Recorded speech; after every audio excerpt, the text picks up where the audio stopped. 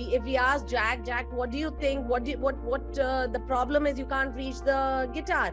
Jack would say, I think my solution will be if there was a button, I could just press that button and the shelf would come down.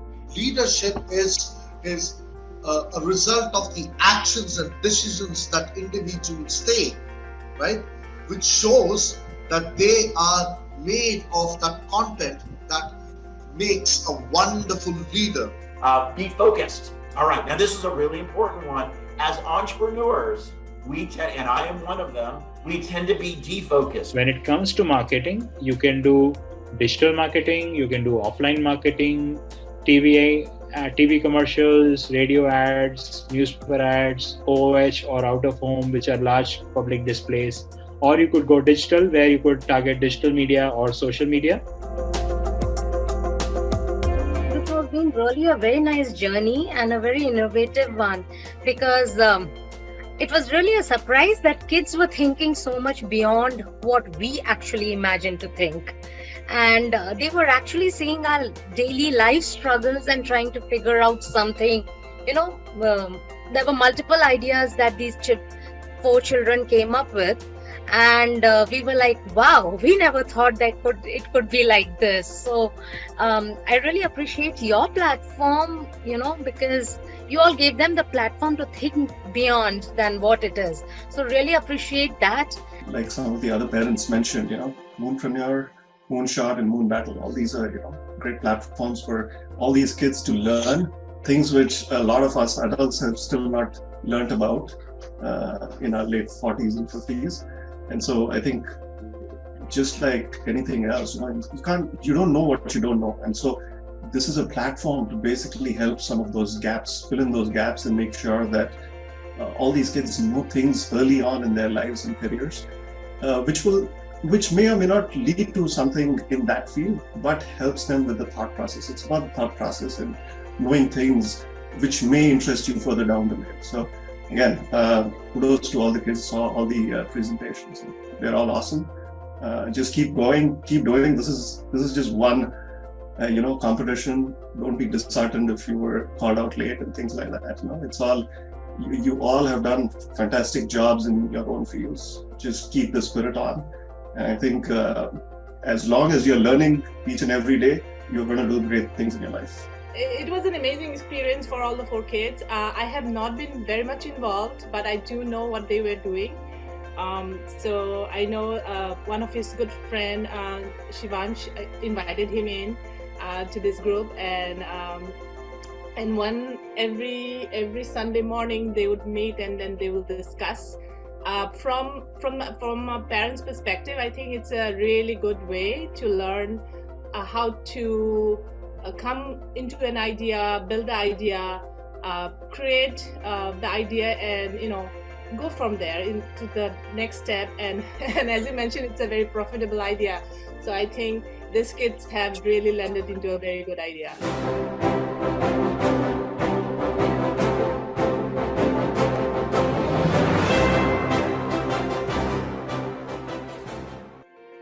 Good luck with the Pitchfest. Thank you, and we look forward to more such events.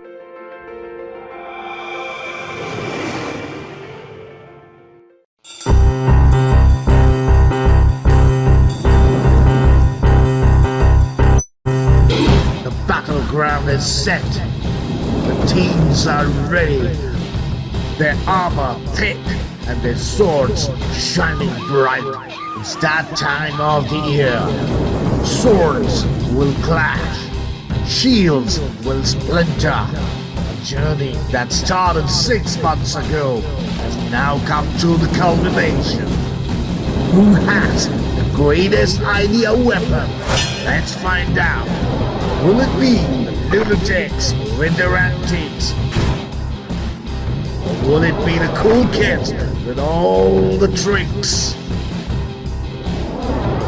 Will it be the controllers with their idea propellers?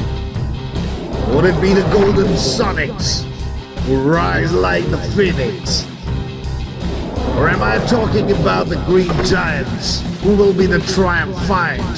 Or finally, would it be the wealthy and warriors whose ideas are gonna last for years? Moonpreneur, MoonBattle is right here, 20th of November, the very first finals to hit the global stage.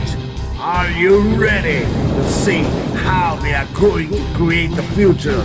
And are you ready to see who your real hero is? Moon Battles? Yeah, it's in the house. Let the action begin.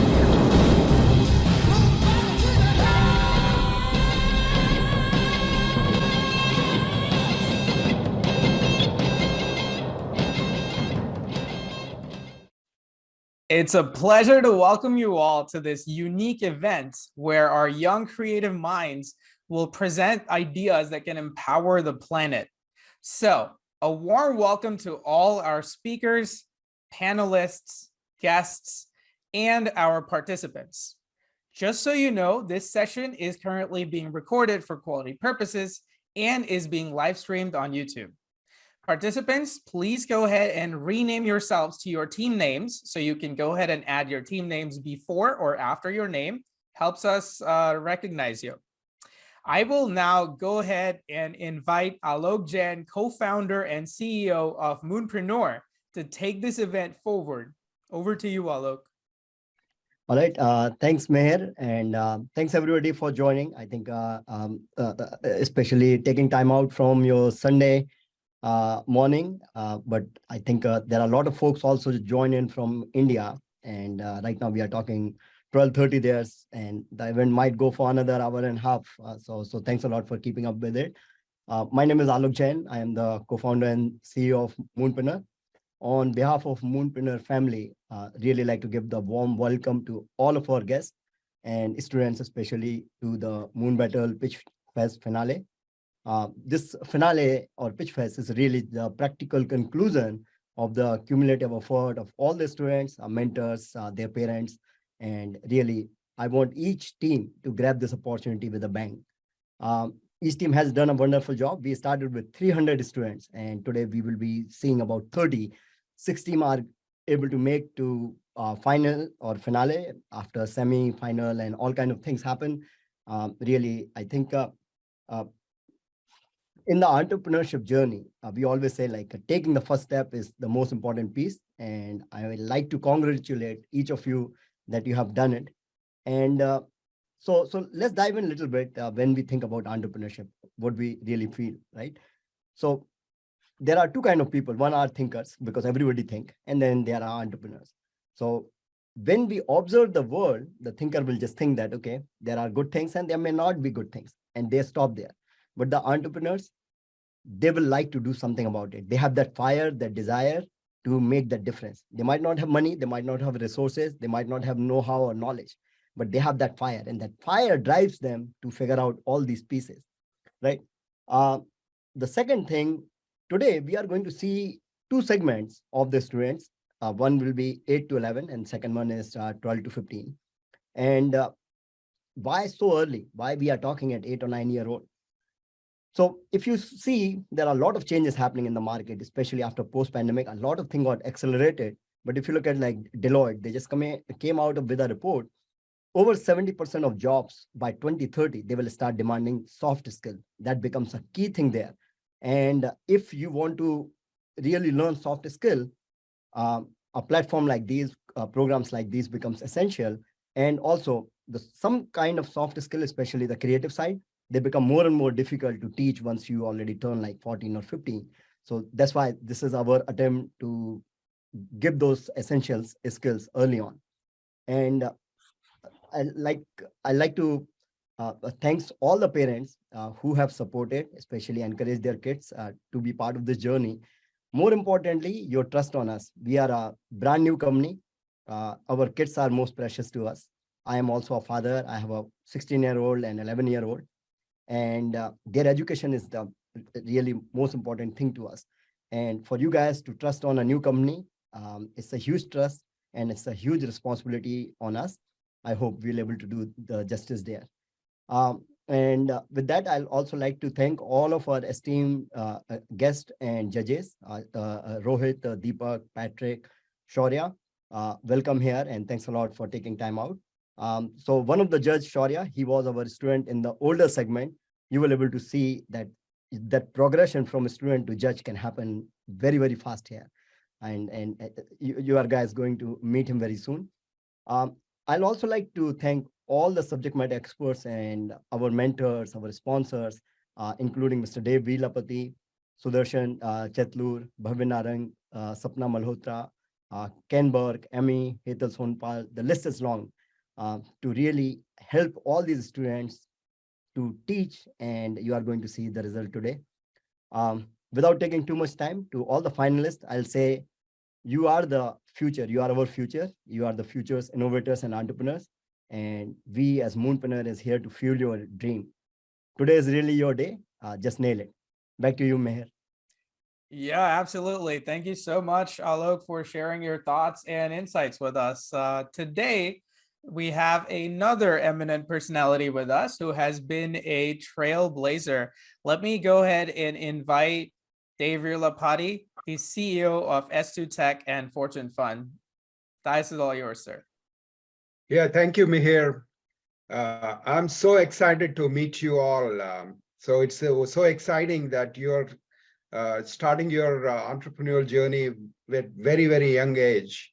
If you look at the life history of Elon Musk, he was very, very curious, and his curiosity is quenched by the books and the games, and then he realized that the whole humanity or the life on the planet Earth will be in danger because of these nuclear weapons and asteroids. So he wanted to solve that problem, and he wanted us to go and establish ourselves on the planet Mars.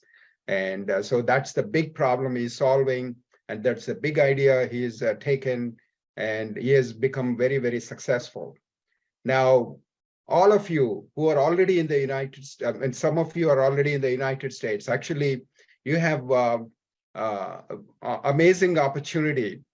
You're already here. You have access to a lot of books and the materials on the internet through your phones and tablets, and you can really take a big problem and solve it. Today, we have a huge problem with the electrification of automobiles, that the batteries, there are not enough rare earth materials are available. But these rare earths are available on asteroid 16 Psyche. So if you guys can go to asteroid 16 Psyche and mine it and bring those rare earths, you will become a trillionaire. Elon Musk is only billionaire. But if you find a path by having possibly a fusion powered rocket and go to the 16 Psyche and mine those rare earths and bring it to United States, you would become trillionaire. I mean, the possibilities are humongous in our cosmos. So Elon Musk is actually taking a small problem, going to Mars. You could go to Venus. You could go to 16 Psyche. You could go to Alpha Centauri, A and B. That's the two other stars are there, and there are a number of planets around it. That the space exploration and the possibilities in space are humongous. So keep your young minds curious. Learn as much as you can. Take a big problem and try to solve it, and you will be very successful, and you will be very wealthy, and you will also help the world better. And with that, I wish you all success, and back to me here. Absolutely. Thank you, sir, for sharing your thoughts and insights with us. Now we have Deepak Goyal, the CEO and co-founder of Optimize, with us today. I will go ahead and invite him to share his journey and experience with us. Well, thank you, Mihir. Speaking about the entrepreneurship, we started this thought. I mean, you guys are 8-year-old and 12-year-old. Alok and I know each other from last 26 years. I'm just revealing Alok's age for you guys. And 25 years ago, we made a joint investment of $60 each, bought a computer, assembled it, and that was the first computer in our hostel. And then we dreamed that day that one day we will open business, and we did. We ran a company last 10 years called EasyDiet together. And now Alok has running this wonderful mission with you guys to make these kids successful and changing the mindset.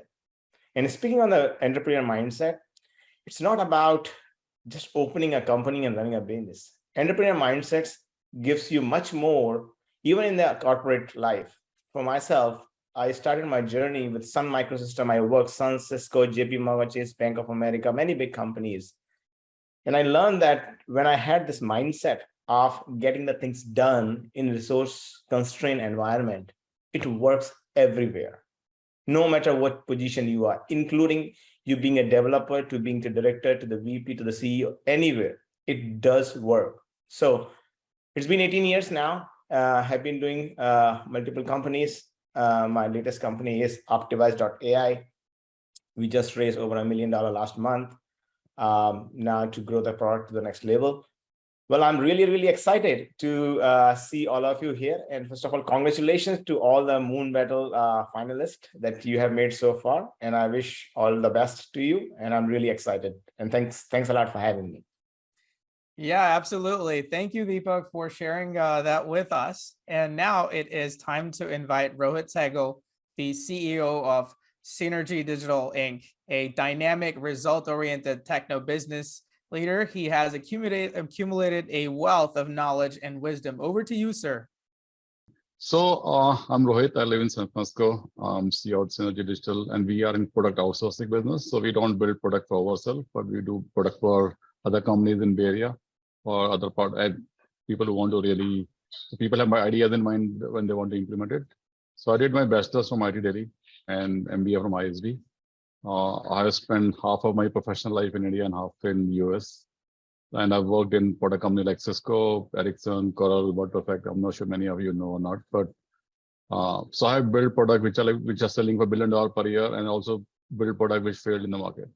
So one of my learning is when you build a product, you always have to focus on the actual, are you solving a business problem or not? Technology is important, but not that important.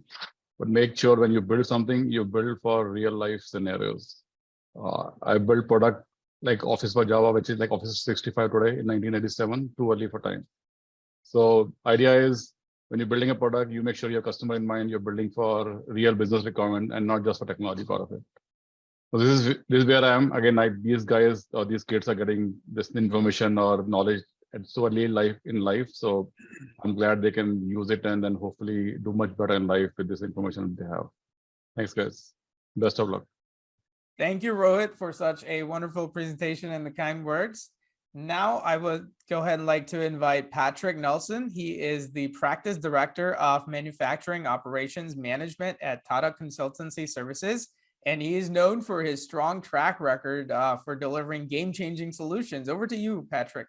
Hello. My name is Patrick Nelson, as he said, and I'm going to say right up front, I'm probably the person on the judging panel that is different. I didn't start out as an entrepreneur. I went the corporate route first.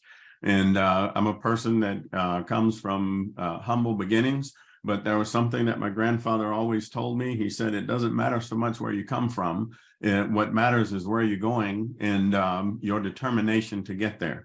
And there were a couple other things that I learned from my parents and my grandparents along the way. And the first one you've heard already, and that is that education is first.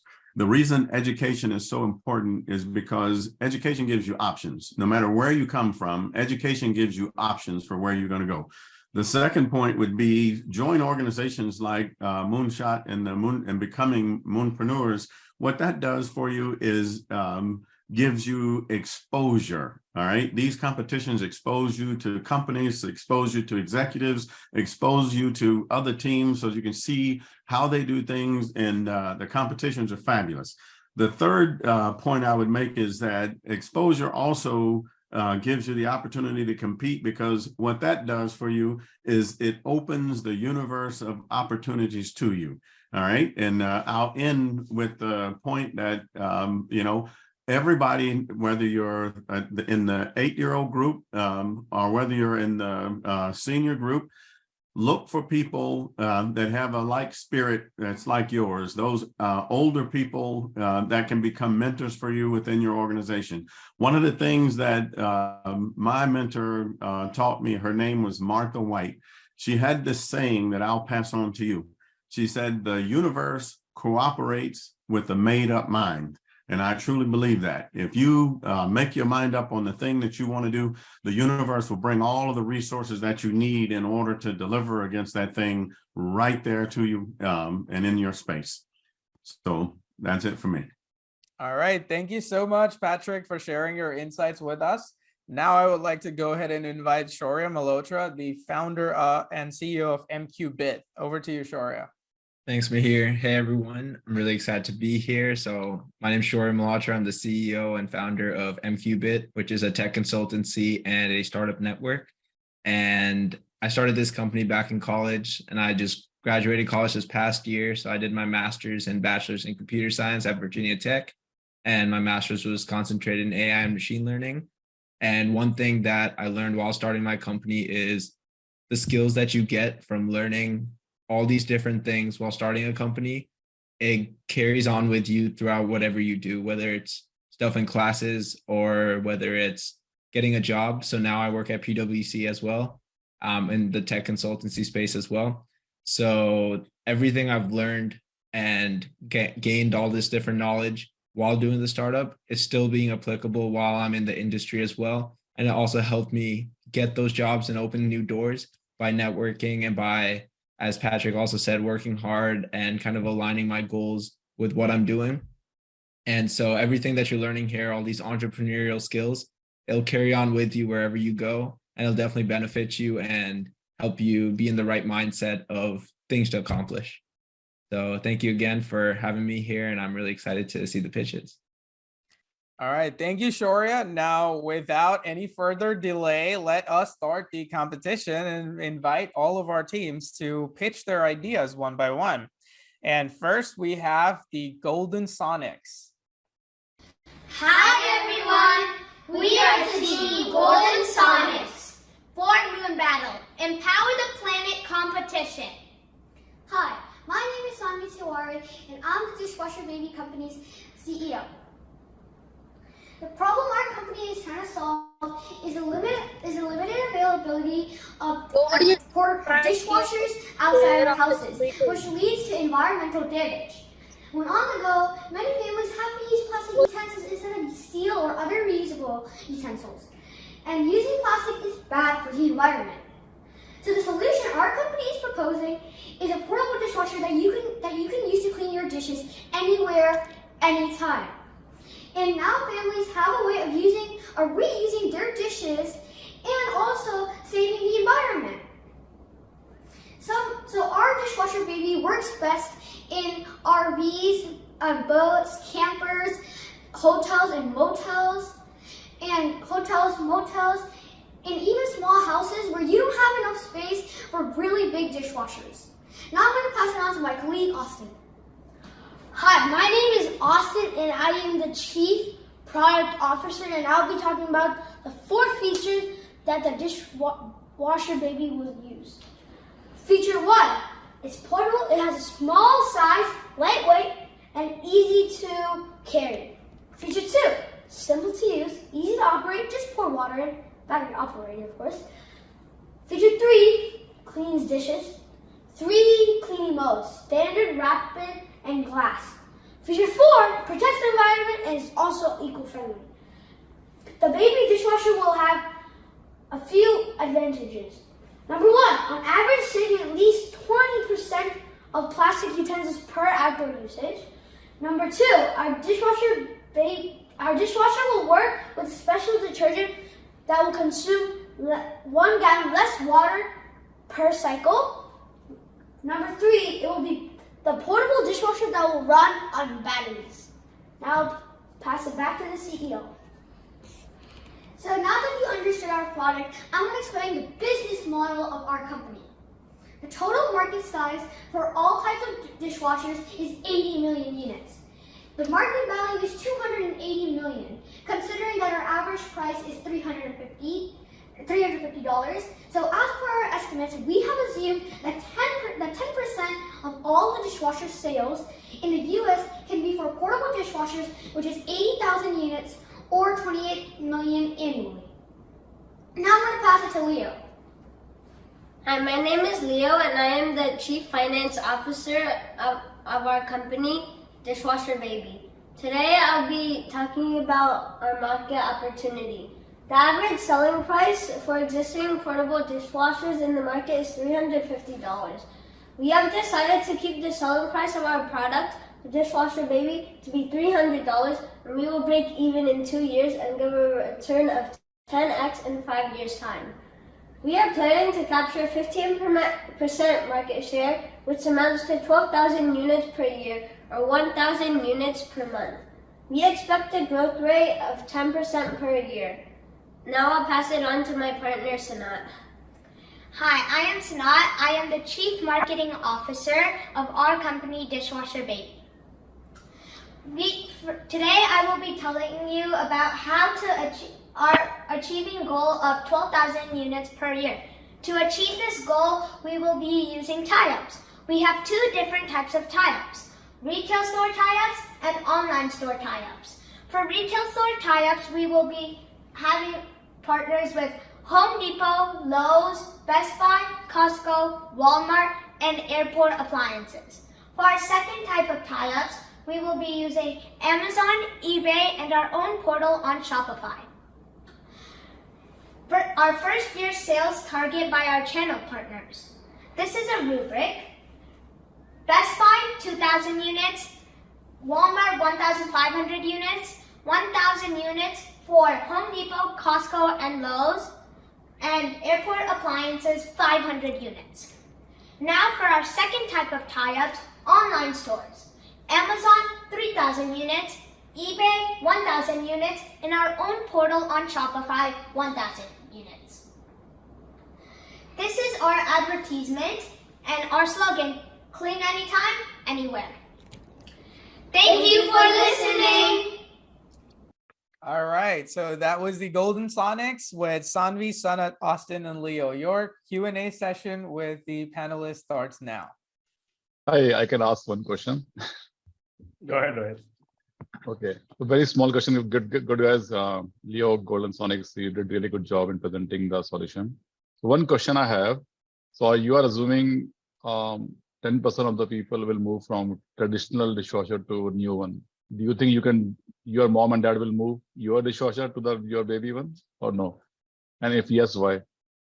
So they can own a built-in dishwasher in their house and own a separate portable dishwasher for trips or outdoor activities. And I think my parents would like a portable dishwasher because we like to do camping and outdoor activities a lot, and we have picnics and we use our reusable plastic, and I sometimes feel bad about that because it's creating waste in the environment. So we think so they would like a portable dishwasher to take with them on their outdoor activities. Great, thank you. Well, I'm ready to buy if you are taking the order. Yes. So, I think amazing job. First of all, congratulations, guys. You have thought so well into it. I have a few questions and a few suggestions here. Number one thing is, I did not hear anything about your manufacturing unit. How you're going to manufacture that? So I think we will be with our initial investment of 1.25, we'll be buying factories, and we'll be trying to get into the market for the first two years, trying to get into the market and becoming more popular. So then in the next 3 to 4 or 5 years, we'll be having significant jumps in our sales. Okay, great. I would like you to think about, if you get your first order from me, how will you deliver it? Okay. Over to you, Patrick. 1 minute left. Please continue. Yeah, just had one quick question. You said that your portable dishwasher ran on batteries. Have you ever considered having a human-powered dishwasher where you pour the water in and either you pump a pedal or turn a crank, or having a human-powered dishwasher to make it even more energy efficient? we could maybe in the future add that to one of the features. Okay, thank It could you. be fun. It could be fun for little kids to play around with the pedal and make the dishwasher work. Yep, I agree. I agree. It'll help to make it a lot more energy efficient and a lot more friendly to the environment. Yeah, I just had a quick question. You guys did an amazing job presenting the idea. And my question was, so you mentioned that the dishwasher cleans utensils. Does it also clean plates and bigger objects, or is it meant for smaller? It can clean 20 units, so it can clean plates, like mugs, spoons, and forks, knives. We actually made a model of how it should look like. This is how it should look like. It would have plates and utensils and glasses. We also have a special dishwasher baby detergent that uses 1 gallon less water per cycle than a normal with a subscription. Yes. Awesome. That looks great. All right, and that is time. Thank you so much, the Golden Sonics. Can we have a round of applause for the Golden Sonics? That was fantastic. And now we would go ahead and like to invite the next team, the Cool Kids, with Vibhu, Shivansh, Anya, and Ayan. The cool kids of the MoonBattle presentation. Using lightning for electricity, presented by Vibha Vats, Anya Sarote, Ayan Borthakur, and Shivansh Borahai. Electricity status.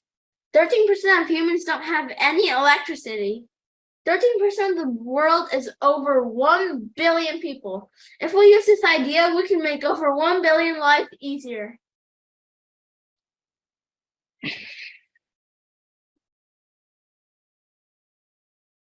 Electricity access. As you can see, most parts of Africa have little to none electricity. Africa is also prone to lightning strikes. This will be a good target region for our product as it fulfills both requirements of our product. Those requirements being lots of lightning strikes and low amount of electricity for people. problem and solution. The problem is that electricity is very expensive and hard to distribute. Our solution is to use lightning for electricity and store it in a large battery. After storing it in a large battery, we can finally distribute it to nearby cities, and lots of people will have electricity. This will make lots of people's lives easier. Explaining the idea. We will create a 10 feet high and 3 feet wide stainless steel rod that is hollow, and we'll cover the outside of the rod with rubber paint. We'll only cover 9 feet up of the rod with rubber paint so electricity can flow. We'll create a wiring system. We'll create a giant rechargeable battery in 65 feet in mass and create a wiring system that connects it with the rod. Then we'll use another wiring system to connect the battery to nearby electricity towers. Then we'll create multiple of these electric rod systems in lightning-prone places. Using lightning for electricity, presented by Vibha Vats, Anya Sarote, Ayan Borthakur, and Shivansh Borahai. Electricity status. 13% of humans don't have any electricity. 13% of the world is over 1 billion people. If we use this idea, we can make over 1 billion lives easier.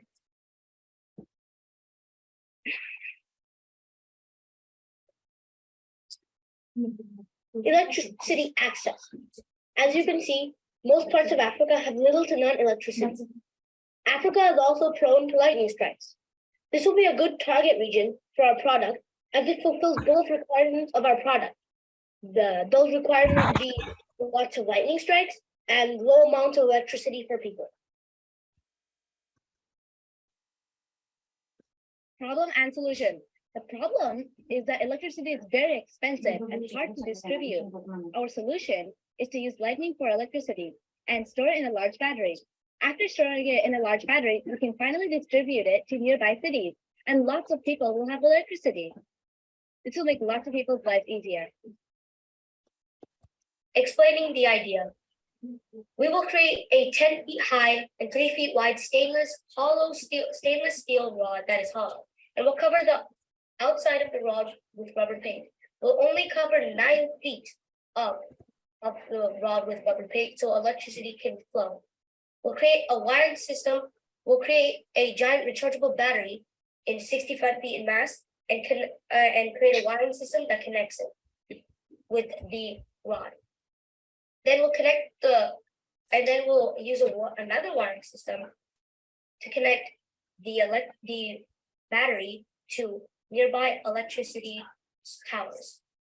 And then we'll create multiple of these electric rod systems in lightning-prone places. Cost. Read what? Oh my God, I think I sent the wrong video again. All right, sorry. I did the wrong video again. Let me. All right, let's move to the next team and we'll come back to you guys. Yeah, Meher, let's roll the next one. The controllers, let's have them. We're team controllers, and we're presenting you our product, the Snackbot. This is our team. I'm Adeshri Dingorkar. I'm Pragniya Kola. I'm Harini Wamamurthy. And I'm Roshni Buddha. This is our agenda for today's presentation. We'll be going over our problem versus solution, our product, market and competition, and our prototype and model. This is our slogan, so you never have to miss a minute of the game. What is the Snackbot? Snackbot provides sports fans with the cutting-edge technology, which is your ticket to a non-stop and distraction-free entertainment. With the most minimal time, you can order tasty snacks right at your seat. All you need to do is just a tap on your phone. You can order on the phone and just enter your seat number and your row number, and your items will be delivered by the Snackbot right to your venue. Yes, it's that simple. Problem versus solution.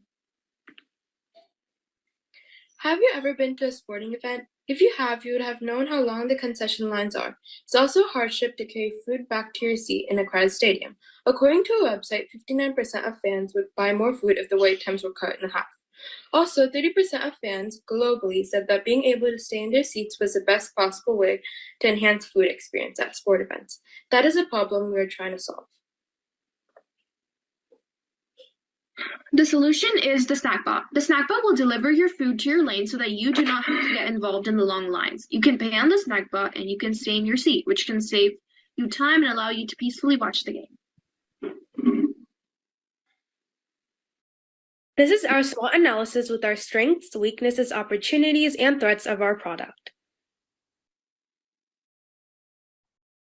So this is our product overview. For food and drinks, you'll be charged $5 to use the Snackbot, and an additional $8 for orders exceeding $20.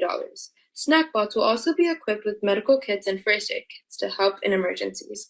First aid will be free of cost. Our product. Our product has many special features that make it the best for stadiums to use and to please the customers. The first attribute would be that our Snackbot can be used with an app that can be downloaded on all devices. The innovative qualities of our product are that the time can be chosen when you want your ordered items to come to your lane. There's an option where you can track your order. Lastly, there is the convenience aspect where the customers will not be interrupted from their game.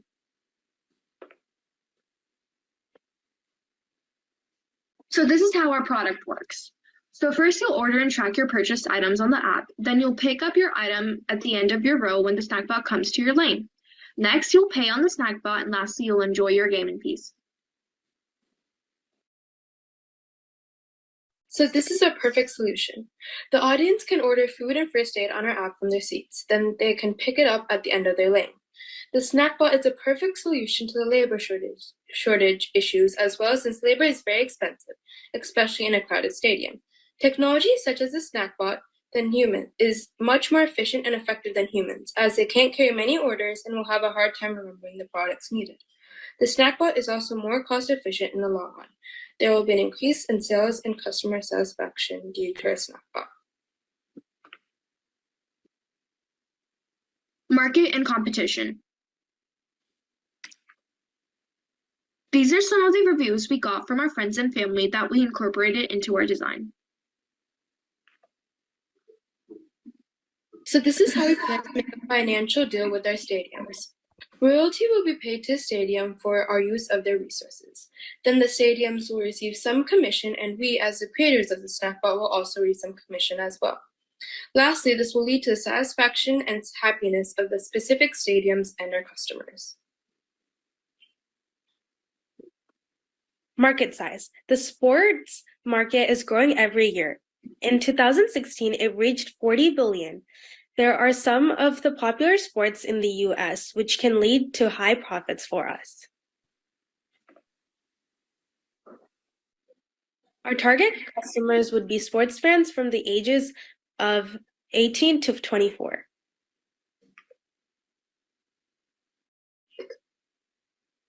We will market our product to target customers using social media.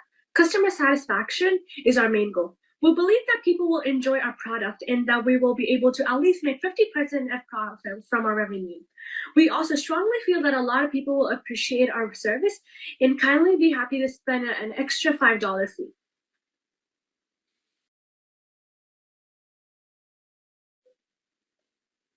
Competitors. Our competitors are SeatServe and Tortoise. SeatServe is a company used by many stadiums where the audience can enjoy their food while watching their game, except they use people instead of robots. Tortoise is a remote-controlled merchandise that is known to deliver groceries to playoff games. However, Snackbot has more advanced features. We spread our ideas to many people through many social media platforms, including WhatsApp, Instagram, and Snapchat. Here's one of our Instagram posts.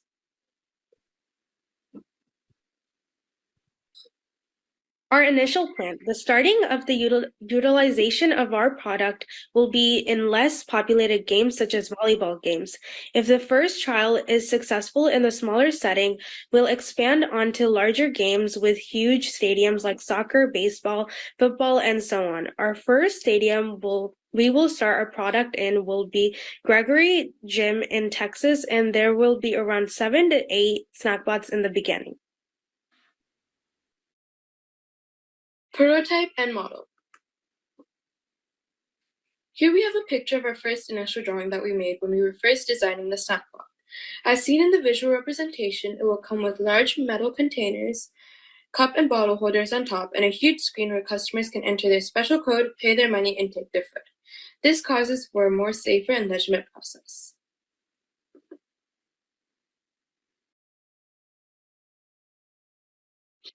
Here's a video of the 3D model. It shows a 360-degree view of our model to help you better understand the visual appearance of the Snackbot.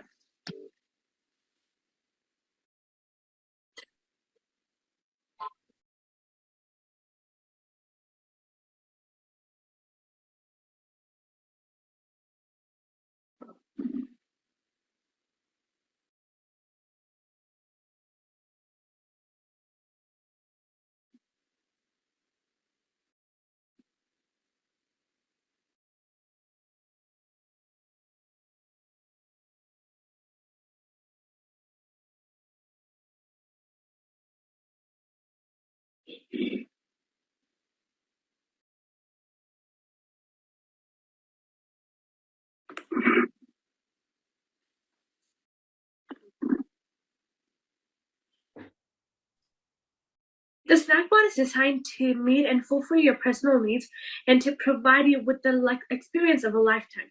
And dads won't need to wait in the concession line anymore. Thanks for listening. Thank you so much for listening. Thank you. All right, so that was the Snackbot by the controllers. Your time with panelists for Q&A starts now. If you don't mind, can we actually show our prototype? Sure. So we actually 3D printed our prototype, and this is what something what it looked like. So we have drawers here that you can push in, and it'll just open for you if you want medical kits like AED kits or first aid kits. And we have a little holder here if you want to fries or something like that. And then the top would just be for beverages and some tasty snacks. And that's our prototype overall. And there's also a mini screen where people you could pay and enter your code. So just to confirm that it's actually your order. Well, amazing job. I can tell you that your presentation was definitely great. You guys did a fabulous job. Thank you so much. And bringing the 3D model, that's, what you see, what you believe, right? Mm-hmm. And So the point I would just want to add one point, and I have a question here from the practicality perspective. First of all, I have seen these kind of boards in Las Vegas in the restaurants where they serve.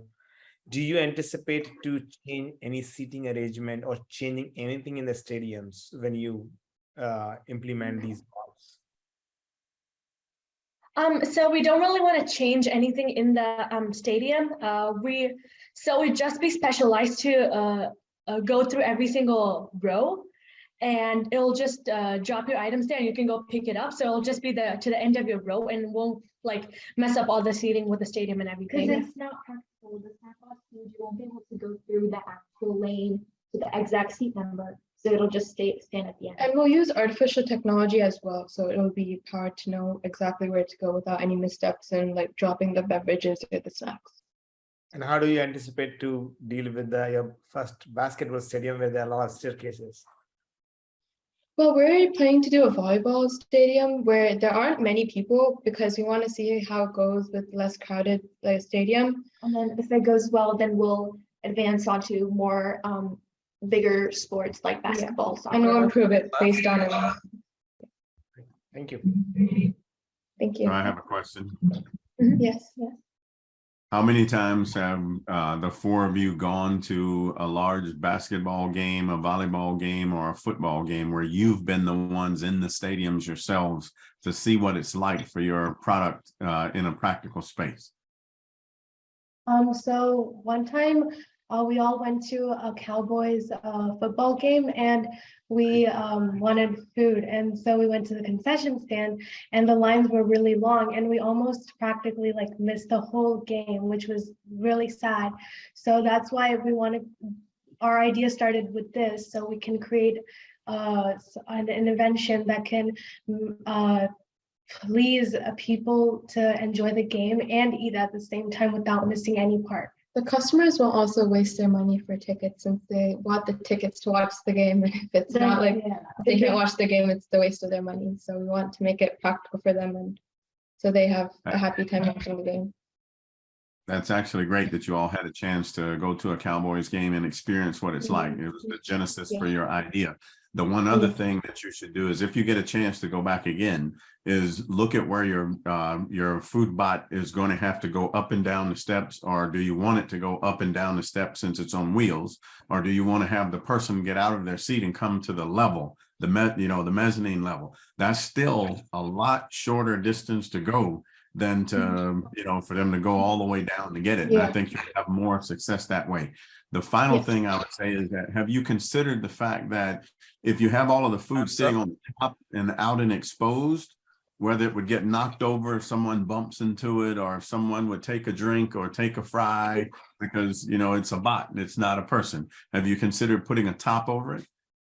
Yeah, so actually, I'll show you. So in our model, sorry.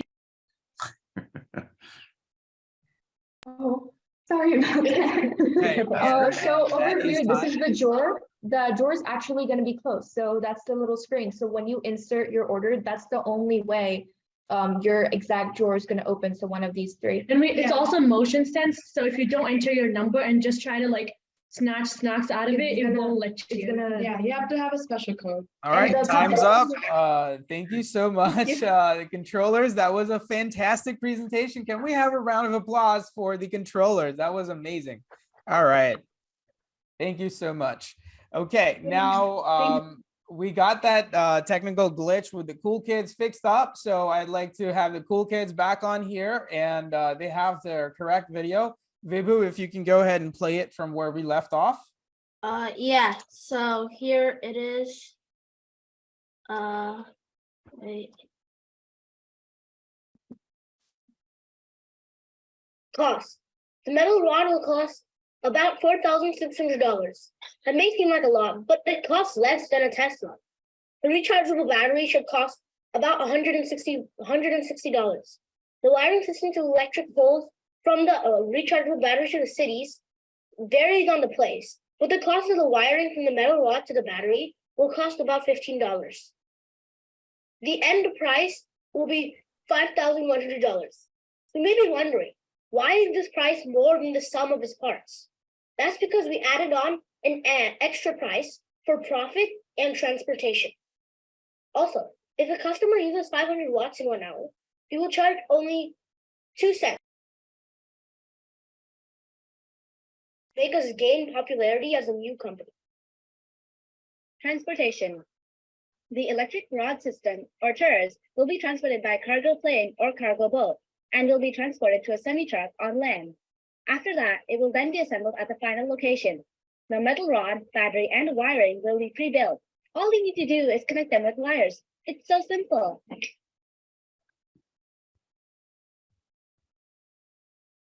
How it helps the planet. Electricity becomes cheaper and more abundant, and it prevents other organisms from being struck with lightning, meaning less deaths. It also saves a lot and lots of time. How many houses can TERS power? According to Google, one lightning strike can power 56 houses for 1 day. The average lightning storm has 40,000 lightning strikes in the course of 10 hours. According to Google, the average amount of lightning strikes on Earth is 100 lightning strikes per second. Think how useful this can be if we implement this idea.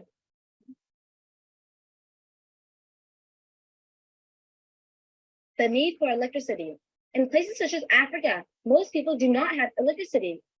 This is a gigantic problem because they cannot have important things like ovens, grills, and microwaves, along with fridges, ACs, and internet. These things are very essential for a living, but they don't have access to it. If TERS was used, we could give millions of people electricity when they usually do not have it.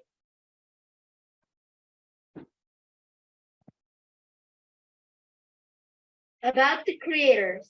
Leba Butts is currently 11 years old and studies at Running Brushy Middle School. He is a student of Moonpreneur, and this is a picture of his school. Shivansh Borghai is currently 11 years old and studies at Edna Hill Middle School. He is an external student of Moonpreneur. Here is a picture of his school. Anya Sarode is currently 11 years old and studies at Hyde Middle School. She is an external student of Moonpreneur. Hayon Borfakur is currently 11 years old and goes to Stratford Blackford Middle School. He's an external student of Moonpreneur. Thank you for listening. Thank you. Thank you. Alrighty, so that was the cool kids with Vibhu, Shivansh, Anya, and Ayan. Your Q&A with the panelists starts now.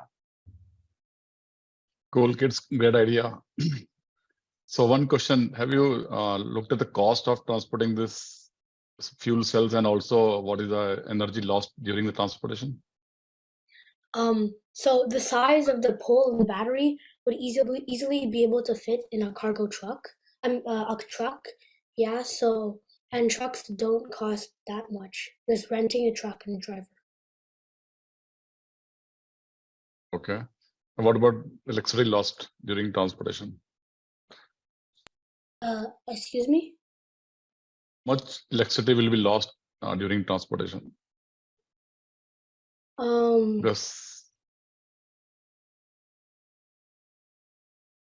I'm sorry. During the transportation, the battery will be holding it so that really steady, and it also has like a really good shield sort of, so it will not help store the electricity in the battery while it's being transported. Okay, sure, thank you. So your idea is to get the equipment in the multiple places and generate the electricity right from there. Is that, are you going to localize? Will it be localized to the village or wherever, or you will be moving the things? No, it will be localized to the village. Yeah, and our idea is like kind of like getting electricity from lightning, because we're gonna catch lightning and we're gonna store it into a rechargeable battery, and then all that. So are you expecting there will be a lot of lightning in the place where you go, where there is electricity? Yes, Like in Africa, right there, a lot of lightning happens where there's no electricity. Yeah, such places kind of like in Africa. Like here where I live in Texas. I live in Austin, and lightning strikes happen like almost every 10 seconds in the night. So 1 minute left. Yeah, I have a question. So for your transportation costs, like you mentioned, you'll be adding some money. Did the total price factor like setting that up too once you have the equipment in the village or wherever you're putting it? Did you think of the cost to like set it up and the human labor that goes with it?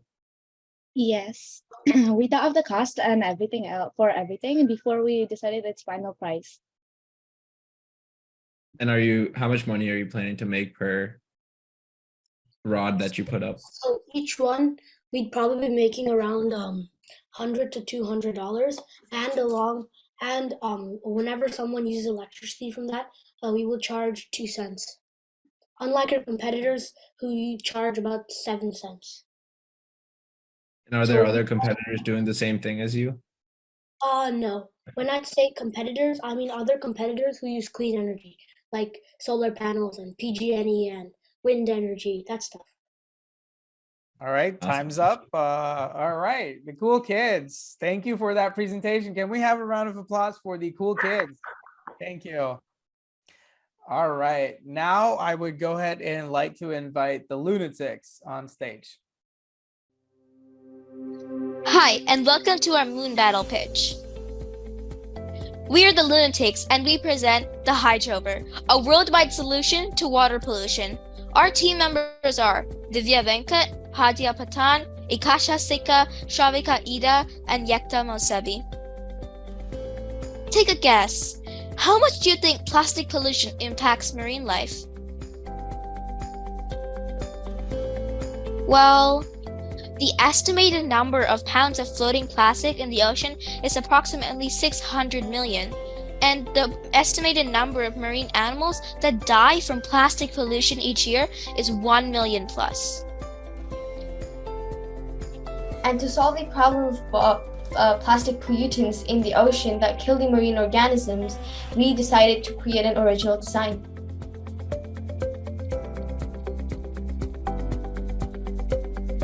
Our solution is called the Hydrover, that glides on the surface of the water, picking up pollutants without harming the marine life. It glides on the surface of the water, collecting 7 kilograms of plastic pollutants, and our total market worth is about $16,000. Its dimensions are 18 inches by 16 inches.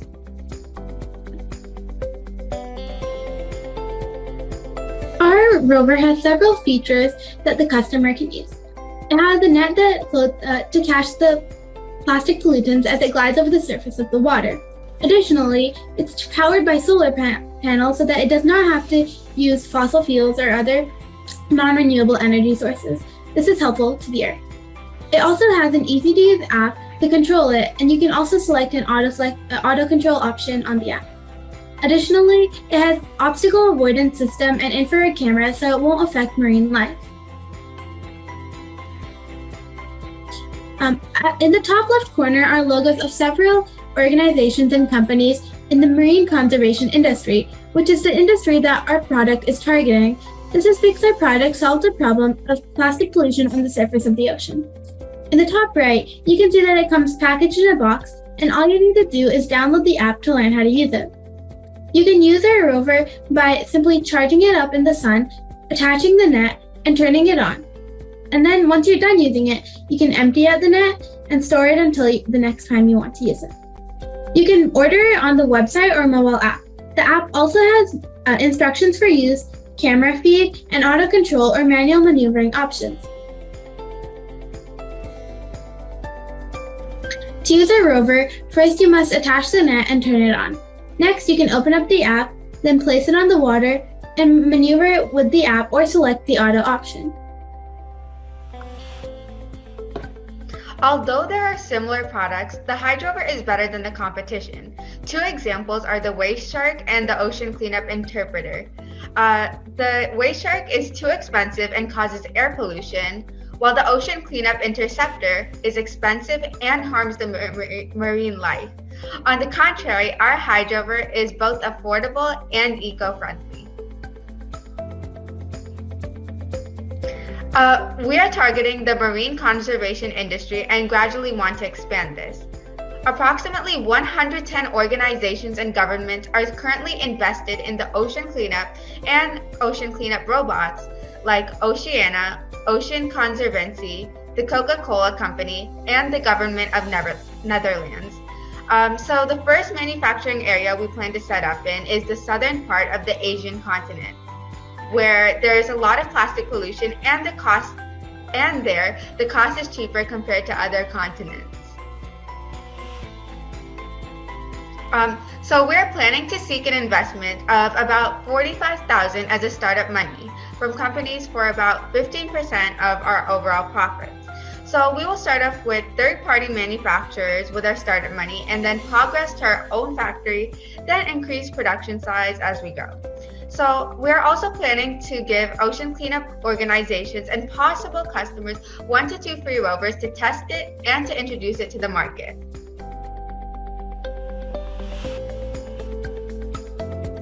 The total cost per product is around $16,000. $2,000 of those dollars go towards marketing and customer attraction, which we will use in ads and campaigns. The assembling and shipping cost $3,000. And for software for programming our app and our rover, we will put aside $3,000.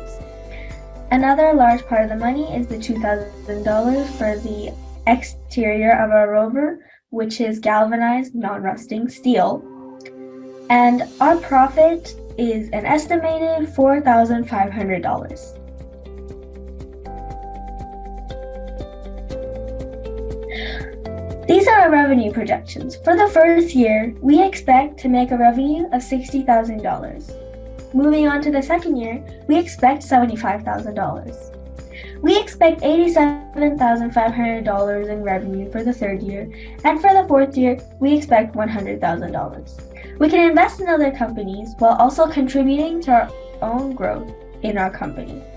We will make revenue with investments and individual sales with our solid marketing skills, a positive reputation, and a credible customer service. Thank you for listening. Do you have any questions? All right, so that was the Lunatics. Your Q&A time starts now. Hey, I can get started. So you guys did a great presentation and a lot of cool information, and the idea is really nice. So I have a few questions. So after it collects the plastic from the oceans, what does it do with it? Does somebody have to come and clean it up, or does it do something with the plastic it collects?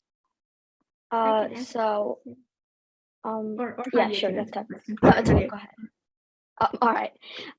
So we're planning to, so since we have a net, we are planning to completely remove the net and dispose it with the plastic that's in it. Okay, so somebody will come and then take that off and replace it? Yeah, that's right. Awesome. And so are you planning to have somebody like working full time? Like if the battery dies too, does somebody have to come and or like the solar panel, does it run all day?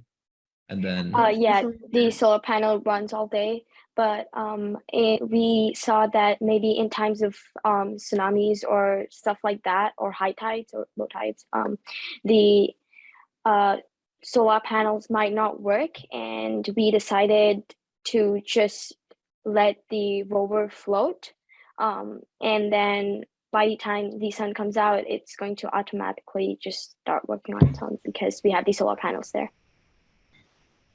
It also has a battery, so you can charge it in advance. Perfect. Thank you, guys. Yeah, you can store the solar panel energy inside the batteries. I just had one question. Can you explain to me the size of your device again? How big is it? It's 18. Yeah, go ahead, Sharika. That's okay. It's 18 inches by 16 inches. Okay, so it's fairly small. How big is the net that's going to be pulled by something that small? So the net is going to be approximately the same size. We have decided to keep it near the shore because most of the plastic is generally going to be near the shore and not in the middle of the ocean. So one last question is, since you're going to have someone else pick up the nets when they get filled, will they recycle the plastic that's caught in the net? Yes, we will be working with plastic recycling companies, and we will send all the plastic gathered to them, so they will recycle the plastic so the ocean isn't harmed. It's also, you can also take off the net by yourself. It's a fairly simple process. You just need to remove the net and dispose of it. You can also recycle it on your own. And 1 minute left. the product comes with a few extra. One last question. Who will be your customer and how many you will make per year? What a great question. Thank you for asking it. We will be contacting locals in areas that we know have a need for our product. And by having a successful launch in one of those areas, with our great customer service, they will be very impressed and they will spread by word of mouth. So we will build up our reputation, and all fishermen or all people interested in ocean conservancy will know of our product, and they will be able to turn their need into a demand for our product. Yes, and we'll also expand this to the tourism industry. And we're also planning to contact organizations or companies invested in ocean cleanup, so like ocean marine conservancy organizations, nonprofits too. All right, time's up. Sure, thank that you. was the Lunatics. Thank you so much. Thank you. That was you. a fantastic Thank you. presentation. Can we have a round of applause for the Lunatics? All right, let's go. Okay, thank you, Lunatics. And now I'd go ahead and like to invite the Green Giants. Hi everybody. Hi. We should be. Excuse me. Could we share the video from our screen? Sure, if you'd like to go ahead and do that, just Yes. ensure that you share the audio as well. Sure.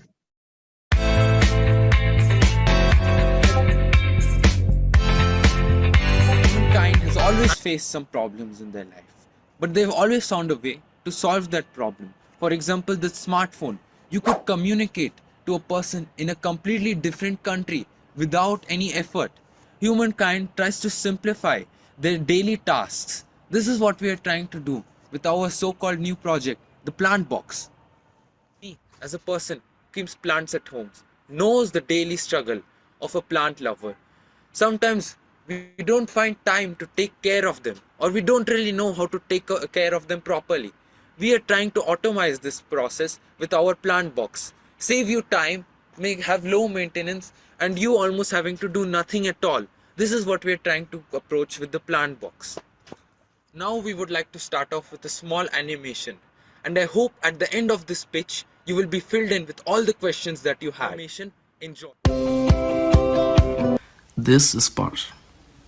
He loves plants, but he's always busy and can't enjoy his free time because it feels like work.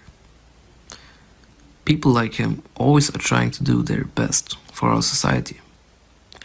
Sadly, Sparsh has problems with those he struggles like every of us. He hardly can take care of his plant because there always is so much to do.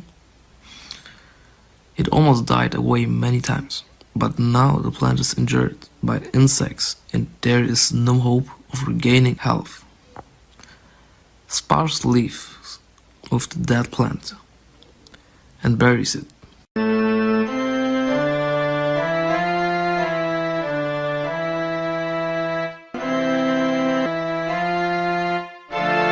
Now, since you know a little bit more of the struggles of a plant lover, let us show you the features of the plant box that will help this plant lover to pursue his dreams and his passion.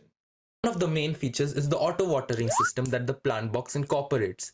This is there so that you can adjust the timings via app when the plant should be watered, and then you can also adjust how much water the plant needs. This will then be applied every single day of the month or even year. Then there is also artificial sunlight. It is there to provide sunlight during bad weather conditions. Plants often die because they don't get enough sunlight. That's why we have one artificial sun. Then there is also the open and close function roof. This roof is there so that your plant is safe against hailstorms and floods. Sorry for the interruption. Back to you, Jan.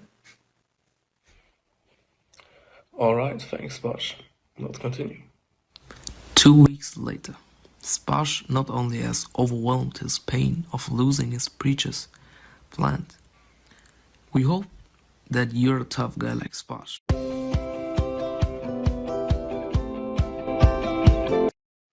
The plant box also incorporates advanced technologies like hydroponic watering, which waters the plant directly on its roots to maximize outcome and minimize water consumption. Also having high touch with wind circulation through a ventilator to avoid mold on plants and any other diseases. And at last, including advanced battery technology using LiFePO4 lithium batteries as power source. So this is a prototype of the plant box. Well, it is not really finished yet, but you can see some of the top features that the plant box has. Here I want to demonstrate some of the appliances that the plant box has. Furthermore, you can see here that there is a 3700K LED right here, which is good enough for plant photosynthesis. Here we have a solar panel that gives out approximately 30 watts. 30 watts is enough to power this system and have extra energy to even charge up my battery in a single day. Here we have some of the water pumps, and here we have a LiPo battery. Here is another water pump.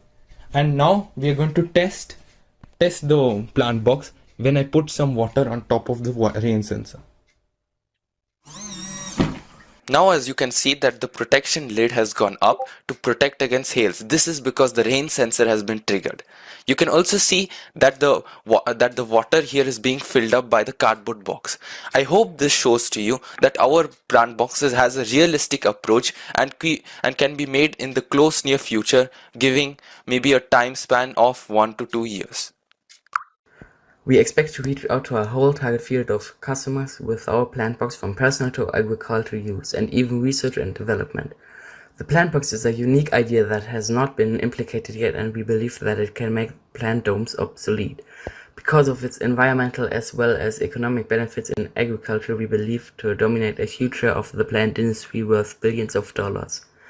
Because our product idea is highly customizable and scalable, the production of the plant box is on demand to avoid any obsolete inventory.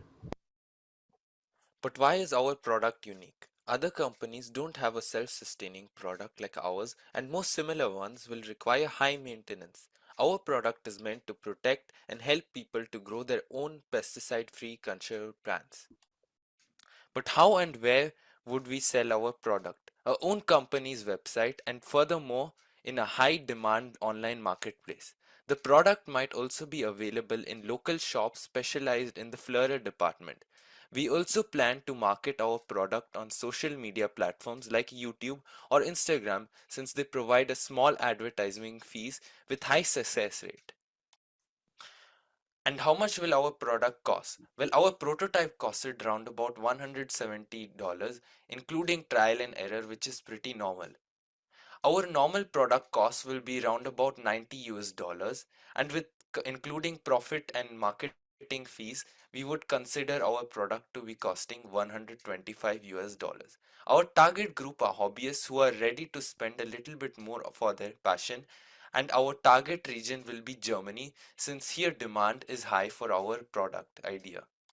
Of course, we would diversify and expand our customer base, and this would probably start off by covering parts of Europe. The plant box has a realistic approach in changing the world. I think it empowers the plant.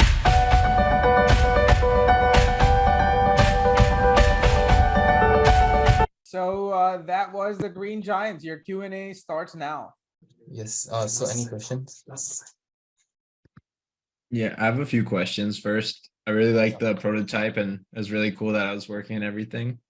So that was really cool. And for your product, does it fit one plant or can it fit more than one? So our product is mainly like an idea. It's like more like an idea. It is very scalable. You can scale it up depending on your customer. So we mentioned in the video that our product is very customizable. So maybe, for example, one person wants to connect his plant box with his phone or something. He can surely do that. You can pick that in the website when you order it, and there you go. You'll get some extra Wi-Fi connection. So our idea is very customizable, so size is not a problem.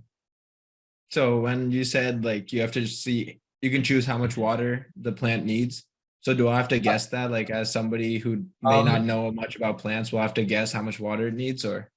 So we decided that we want to create an app for this so that you can control it. As I said, that there would be Wi-Fi and other things, and yes, you can guess it, or we will also put an instruction manual where this is clearly stated how much certain plants need in what consumption. But altogether in the app, for example, we also wanted to get another business opportunity, another revenue flow. So we wanted to introduce a subscription-based service where you could like put in your plant details, and it would automatically adjust the plant box to the certain specifications that the plant needs. And this is another business opportunity, and we think it would be well received by the public. And is it for indoor or outdoor use? Well, we decided it should be for outdoor use because it should help against hailstorms, and you saw that big roof on top. So like, for example, we at home, we bought plants for like 60, 70 euros, and they just died after we went on holiday because of too much rain, or because it just didn't get enough water. We are not sure, but we were very sad after that. And I think the plant box will solve this solution. Thank you. And we also have some slides to how our market would look like, and how our investments that you would have to do. So is it possible we could share them? I think we have limited time here, but let's finish the Q&A. We can go through that later. All right. Question here. You guys said that you will be selling this for $125 and your manufacturing cost is $90. Is that true? Yes, so our manufacturing cost is $90, but you have to always consider it is hard labor behind it. For my prototype, I also took like 1.5 months to actually build it. So if we get the parts and we assemble, it also takes time, and it's a little hard to do. And we also want to market, and there are other costs that need to be covered, like shipment and everything. And then you come up to $125. So we have considered like 10% of like revenue for us. That is very less. Yes, we wanted to start off small, so we have like a product roadmap, and in that this would be like our first batch. So the first batch, you always want to gain customers' trust, and like you want to make yourself lovable. So in the beginning, you want to start off with a smaller revenue percentage, and then you can start to build up. So later you can start with 20%. Have you done any survey asking around your community that how much people will be ready to pay for those kind of boxes? And what is your existing competition? Time's up. There are two questions. Number one is that have you did the survey where asking your neighbors or anybody that how much they would pay for these kind of boxes? That's the number one question. If you've done that, and if yes, then what kind of alternate solution you found from them if they are using already? So yes, indeed, we asked around in my neighborhood. We live in a huge building, and we also sometimes see what the neighbors' plants are doing. So we see a lot of dead plants, and I asked around, and people liked it. And for example, my dad shared this video in some of the in some of the platforms, and a lot of people actually said that my idea is pretty good. And my friends here also sometimes experience some things like this, because in Germany, where we live, there are a lot of harsh conditions because of rain and everything, and climate change is not benefiting us. So it is a pretty necessary measure, and our old techniques are not working anymore. All right, thank you. Time's up. That was Green Giants. Can we have a round of applause for the Green Giants? That was fantastic. All right, thank you. All right, finally, we would like to go ahead and call the Valiant Warriors. We want to play that first.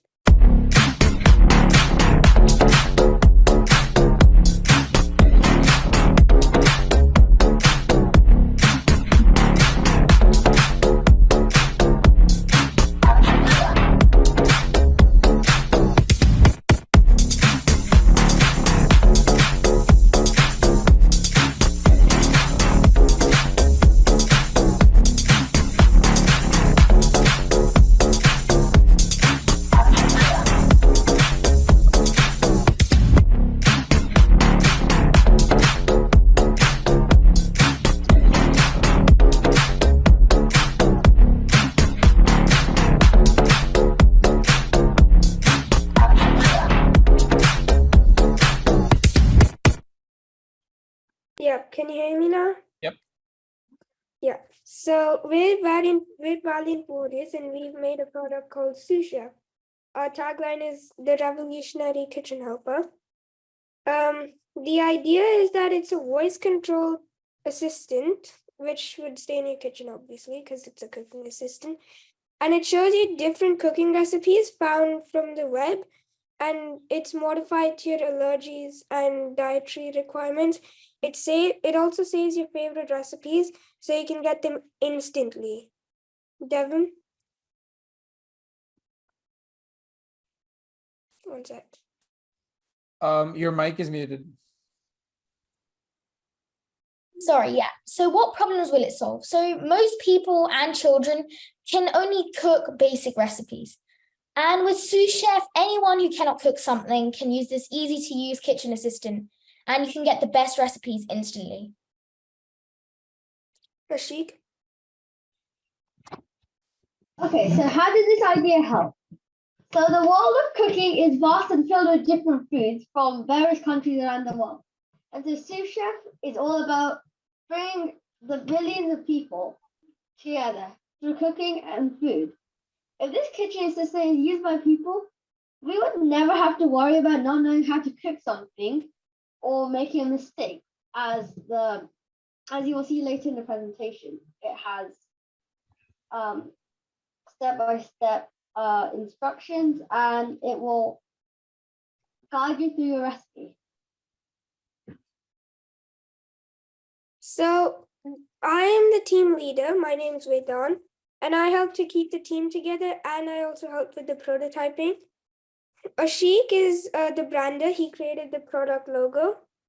Devim is the prototyper and designer. We created the prototype, and well, we thought we designed it in JavaScript, but then we realized we didn't know how to do that, so we couldn't do that. And Aryan was the ideas and support. He was giving ideas to the other team members and supporting us.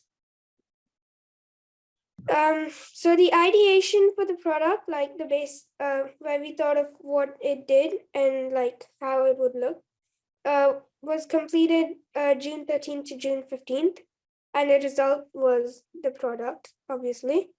The branding was completed July 20th to July 23rd, so that just took 3 days, and this is the result. Pretty good. The prototyping was done July 31st to August 13th, not as short as the others, but it was still, you'll see it in the next slide. And the pitch deck was July 31st to October 22nd. And of course, this is the pitch deck. So this is our prototype.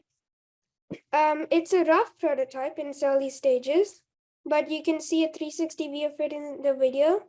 So I'm not gonna go very deep into this.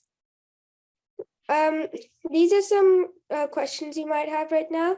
So how is it powered? You can charge it using a USB charger, or you can just put it on solar power mode. That's more friendly, so I'm not sure why you wouldn't use solar power mode all the time. But in case you're living in a cloudy area, you can still use the USB charger. There's more about it on the next slide. Arjun? Can I add my own recipes? Of course. With Sous Chef, there's an option to make your own recipe and post it for you and others to use. You can also favorite recipes so you can get them to them instantly. Devin? Yeah, so can it guide me through the recipes? Yes, of course. So it guides you through your recipe step by step, and it does not rush through it at all. It also has an inbuilt timer, which you can use whenever you need it during your cooking journey. So if you need to time how long something needs to be in the oven, it will just tell you when you need to take it out of the oven. And Ashik? So, is it child friendly? Yes, it's definitely child friendly. So in the app for Sous Chef, you can customize what you want your child to be able to cook with. For example, some parents wouldn't want their children to be using a gas oven or using a sharp knife. So you can set it on Sous Chef to find recipes which don't require these items. And so, yeah, you can be safe. Yep. So about the voice assistant feature, it's one of the main features of Sous Chef, and it's available in many different languages, and it'll also have a screen which enables it to show you the ingredients as well as to show sign language in case you have special needs. You can ask Sous Chef how to cook for something, or you can just type something in the search bar when on a certain tab in the screen. It'll be a touch screen. So you can also use Sous Chef hands free if you want, you can use it hands free. To catch its attention, just say Sous Chef and then state what you need, like Sous Chef, how do I make a waffle? Or Sous Chef, set a timer for 1 hour if you're waiting for something. And then there's also an option to make it show everything in writing in case you want to listen to music while making the dish. Oh yes, also to add on the last slide, so we acknowledge the fact that some people who can't hear or can't read, they can't use the voice hearing assistant. So it's possible to buy it being preset for sign language for those who require it. Okay. Devin, you talk about this slide.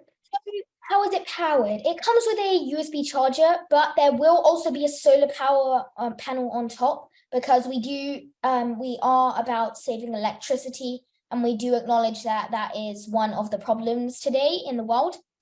And you can just say Sous Chef, turn on solar power mode, and it will charge via the solar panel on the top of the device. Or you can go to settings and set the mode to solar powered modes. The batteries will be rechargeable, so you do not need any AA or AAA batteries. Can I connect it to my phone, Ashik? Okay, so yes, we will have an app so we can control it from your phone. So say your child wants to cook and you have a specific recipe, but you don't want to go into the kitchen at that moment for some reason or the other. You can just take out your phone, search recipes, and then via Bluetooth, it will send to your Sous Chef, and it will start instructing. So yeah, that's it. But also, if you do happen to find an interesting recipe on the internet, if you hold it and select it, there'll be an option for add to. You can do that, and then the recipe will be added to your favorite recipes on Sous Chef control. Our competition in the market is just Google Home and Alexa. They're similar, but if you ask them for the recipe, they just give you the ingredients. and like what to do in order. They don't really like guide you through it or really help you at all. And there's nothing exactly like this in the market, according to our research. And this is an original idea that the market is really lacking right now and could really be useful, which we'll talk about in the future slides. Aryan? For anyone who is unfortunately cannot hear or use your voice assistant, there is also a setting that uses sign language to explain the steps. This makes it possible for anyone to use sous chef and allows people of all types to come together in the world of cooking. So if, for example, if a person can't hear or has a disability, you can just put it on a setting that uses sign language to explain the steps, and anyone can learn it then, how to cook. This, for all of those teenagers and young gamers out there who really like RGB, there's an option to for RGB lights, which will cost extra over the base option. But these can be added to the device to for a cool looking like RGB effect, basically. And they're compatible with this app Signal RGB, which lets you make a lot of patterns using RGB on your devices. Vedant, try to conclude this in 1 minute so you have enough time for the questions. Okay, and you can also change their color via the app on the phone. This means you don't need a remote at all. Our pricing ranges will only start at $44.99 and can vary depending on extra features. And I calculated this because the screen will cost approximately $20 according to my research. Speaker $10, processing chip $2, and solar panel each one. This is 50 cents. So for one of these, it'll be $32.50, and for the overhead price, it'll be $2.50. So the total price is $35, and we make a profit of $10. Well, kinda. The $44.99 is actually a psychology trick. And that's the end of my PowerPoint. Thank you. Thanks, guys. Wonderful job. Get my things. So I like that, by the way, I just love that somebody said our competition is just Google and Amazon, not much. That you're thinking big here, thinking of competing with those two giants. I love that you can think that far. The practical standpoint, when you compete with these, and it's not impossible to compete, by the way, but the most important thing is you need to know what's your niche, what your specialty. And I observed there's one special thing you brought in your presentation, that you cater to special needs. If somebody cannot hear that, you have a special sign language in your product. I don't think any Alexa or anybody does that. So how does that work? Can you explain a little bit more on that? So basically, it'll if you're if you can't speak, then you can just type in what you want to do on the search bar. In the it'll be a touch screen, so that's how we can do that. And if you can't hear, then it'll just either show it in writing or it can show in sign language in case you need that instead of writing. So the sign language, it'll also be able to detect sign language, but that will cost more. So because it'll be a bit harder, we'll have to use all kinds of weird proximity sensors and coding. I'm not sure how, but and yeah. In your cost, thank you. In your cost, you did you costed for your screen and display and a speaker. Have you thought about the software development cost? Would it cost anything for you to develop this? Yeah, that's what I meant by the overhead price. That's the price it'll cost for us to hire coders to code it for us. And how much was that?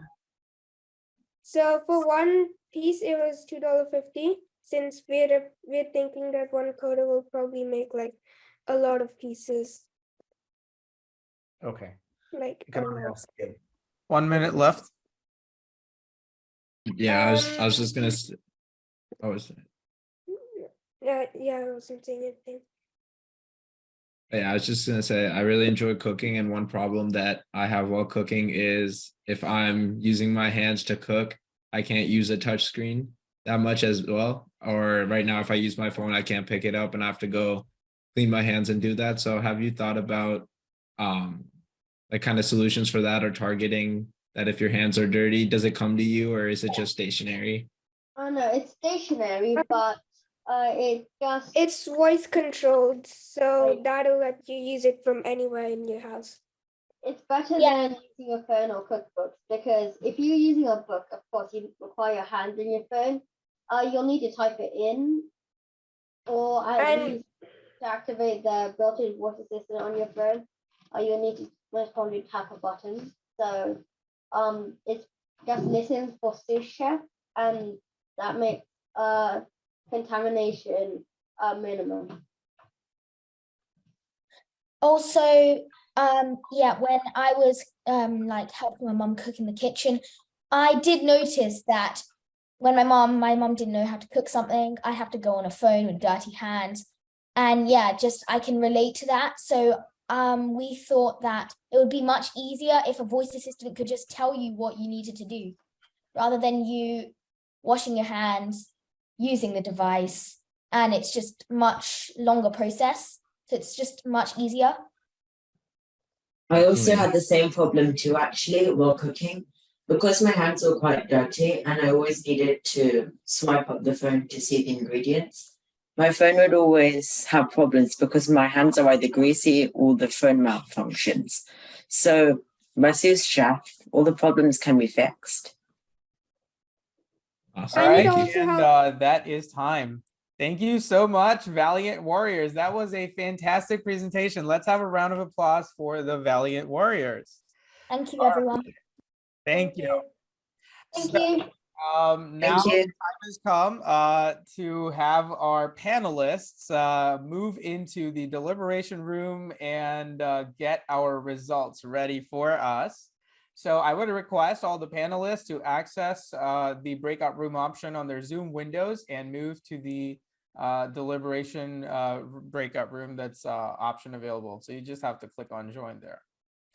And while our judges go ahead and move to the deliberation room, you know, I've been getting a lot of different questions from parents and participants about Moonpreneur and what Moonpreneur is all about, what the programs are. And I think the best thing that we can do right now is to go ahead and call upon Alok Jain, so he could go ahead and address some of the questions that we've gotten during the session so far. Alok, if you could come on.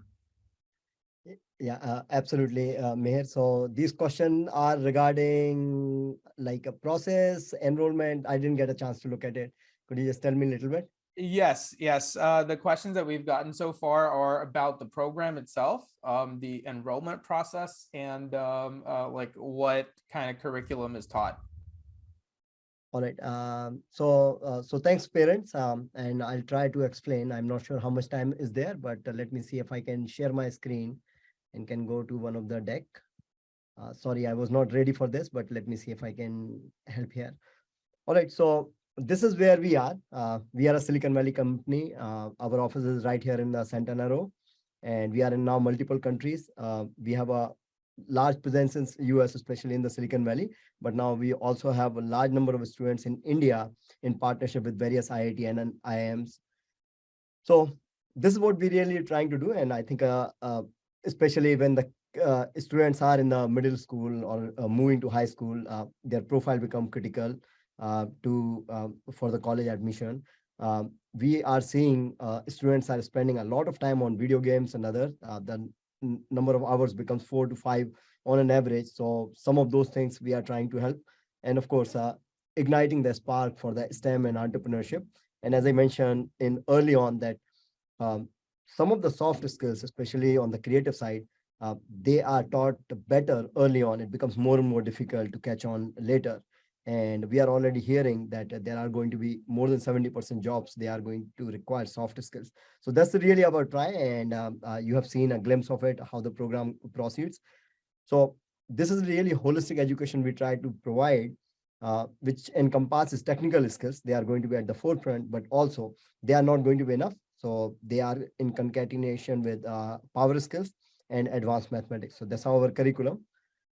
Going a little bit in detail, so it's a multi-tier program. It fits, I mean, you have seen today 2 segments, 8 to 11 and 12 to 15. So usually the young students start here at tier 0, and we serve things like robotics, app development, game development, a few more. On the technical side, there is advanced mathematics, and then there is a soft skill or power skill.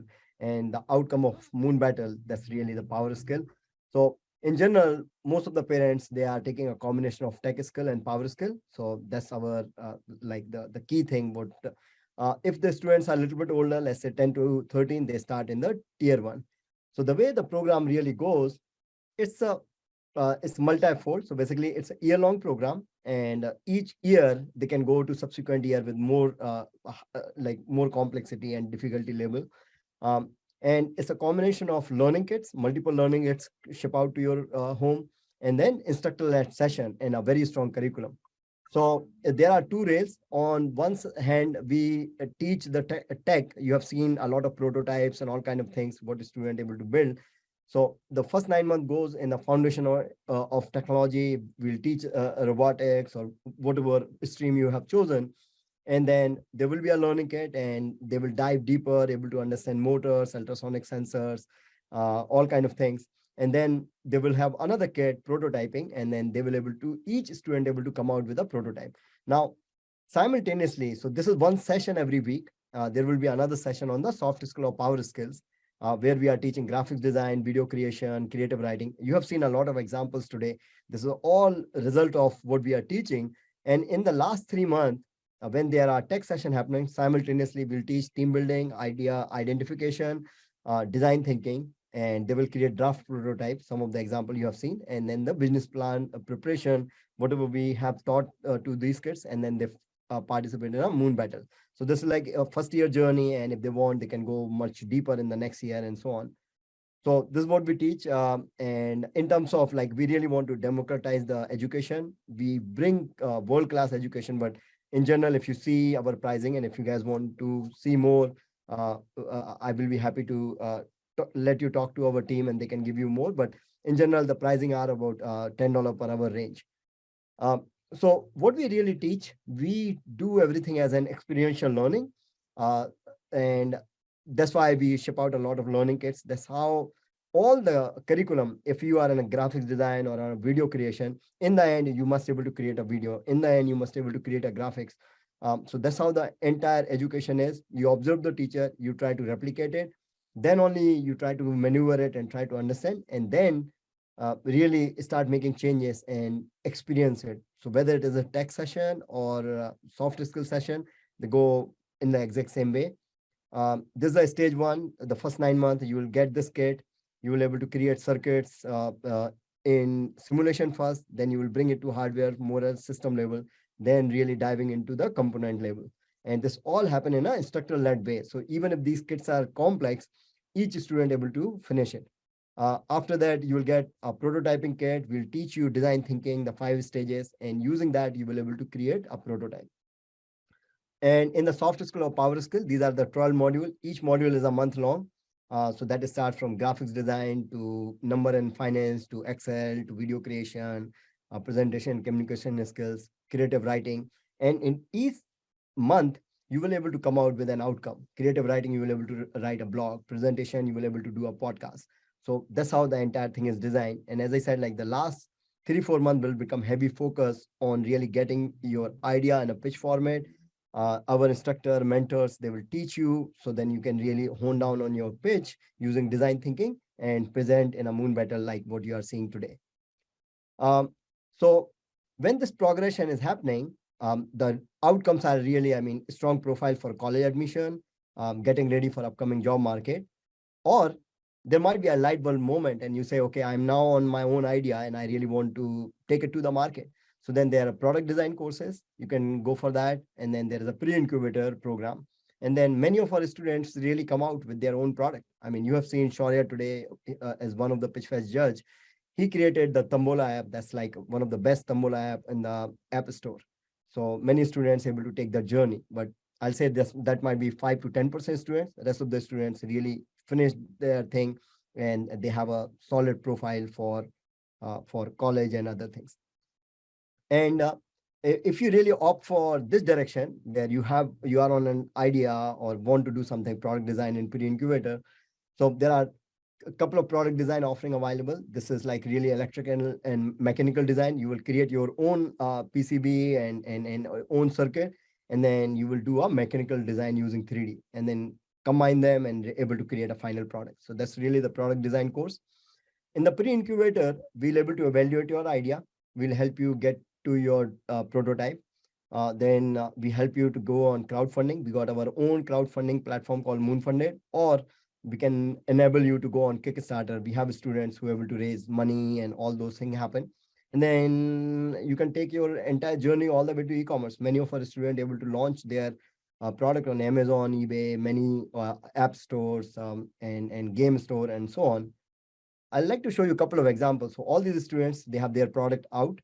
Sanya, she able to do this Sanya box as embedded learner computer board. And she able to raise over $8,000 on Kickstarter. This is on Kickstarter. And then she sold over 100 of these boxes on Amazon. We have Samvi. She created a product and she got invited for TEDx. And at the age of 15, she became a TEDx speaker. So a lot of success story. You can go on our website and see. And just to summarize, this is like a year-long program, but it's modular. So you can go for monthly, however you like, whatever is comfortable. In general, I mean, you can go for only tech if you want, but in general, this is the best combination.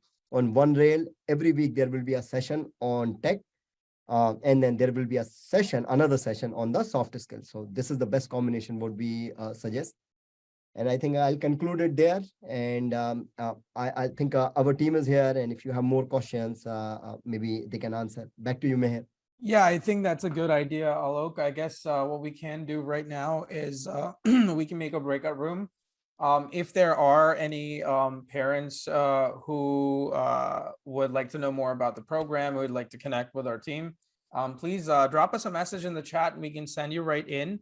And while our judges are still deliberating the results, there are a few things that we like to share. So just so you know, the MoonBattle, like this is MoonBattle 1, but we have MoonBattle 2 in the pipeline as well. So these are some of the project ideas that are already brewing for MoonBattle 2, and another storm's coming. And there's quite some space left for some new and refreshing, innovative ideas. And who knows, yours could be definitely the next one up there.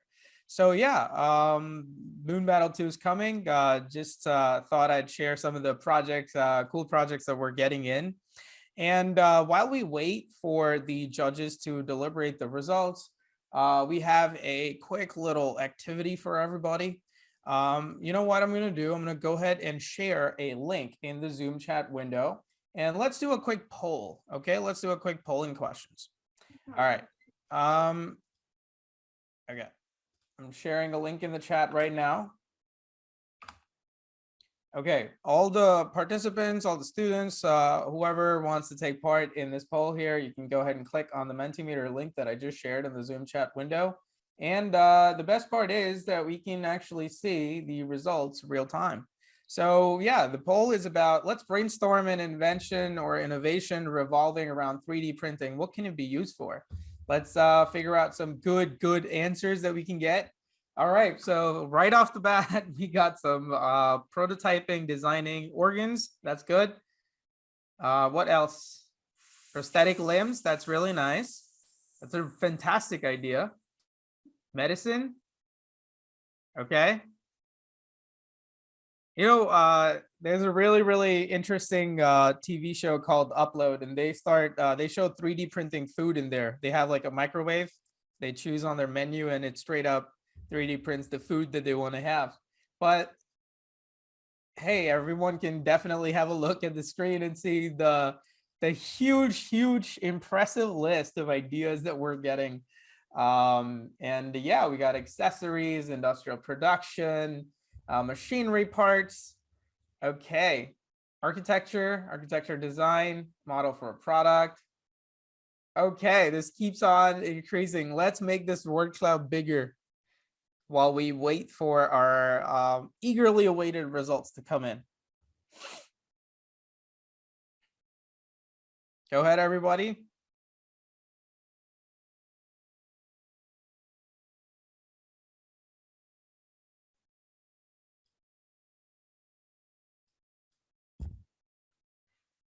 Also, just to reiterate, would there be anyone, any parents here attending who would like to be moved to the breakout room to know more about the program? Please drop us a message in the chat, the Zoom chat, so that we can go ahead and move you. Yeah. Okay. Well done. I mean, we got quite a few answers for our first poll. Let's do another one that's a bit similar to that one, but a different question. What kind of inventions and innovations can change the world? Really put some thought into this. I have shared a new link in the Zoom chat that will take you to this one right here. Go ahead.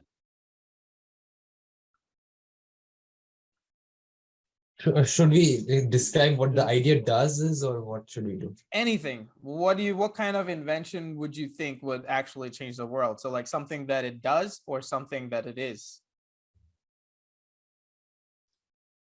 Go ahead. All right, getting lots of answers. Portable dishwasher. I like that idea.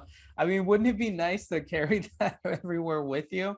That's a good one. Fusion reactor. Okay, we got some Tony Stark vibes going on here. Okay, eco-friendly. I'm seeing some participant ideas here as well, like the hydrover. Okay. All right, we got more. Flying car. Climate change stopper. Wouldn't that be nice? A Dyson sphere. Lighting for electricity. Eco-friendly cars. Okay. Snackbot. Okay. Anything else? What do you think can change the world? Let's make this word cloud bigger and bigger.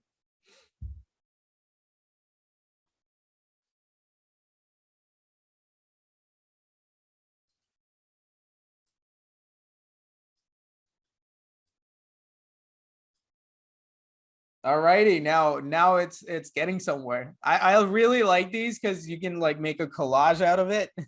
And you got some really nice ideas on there. Come on, look at that. A running clock. Someone says simplification of life. Okay, get rid of ocean pollution. That's really, really thoughtful. Very good. Okay, forge gadgets. All right, food duplicator. That's good. That's kind of the stuff that I was talking about, right? Like being able to 3D print food. I mean, how revolutionary would that be, right? You just think of a recipe, put it on your 3D printer, and then just take out some perfectly well-cooked food. In fact, we're kind of already on that way. I mean, there are robots that are able to cook. Like quite a few companies are making chef robots these days, and they're working on automating the entire process, which is fantastic. Okay. All righty. Any more? Purposeful. Yes, definitely. We definitely do need to find something that is super, super helpful to everybody.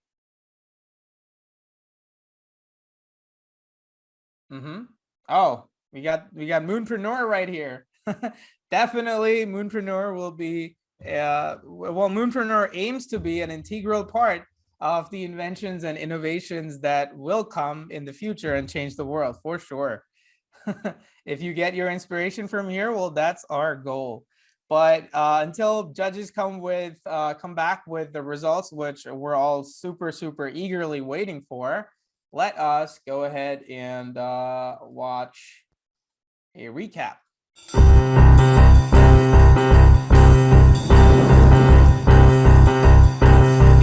The battleground is set. The teams are ready. Their armor thick and their swords shining bright. It's that time of the year. Swords will clash. Shields will splinter. A journey that started 6 months ago has now come to the culmination. Who has the greatest idea weapon? Let's find out. Will it be the lunatics with their antiques? Or will it be the cool kids with all the tricks? Will it be the controllers with their idea propellers? Would it be the golden sonics who rise like the phoenix? Or am I talking about the green giants who will be the triumphant? Or finally, would it be the valiant warriors whose ideas are gonna last for years? Moonpreneur, MoonBattle, right here, 20th of November, the very first finals to hit the global stage. Are you ready to see how they are going to create the future? And are you ready to see who your real hero is? MoonBattles, yeah, it's in the house. Let the action begin.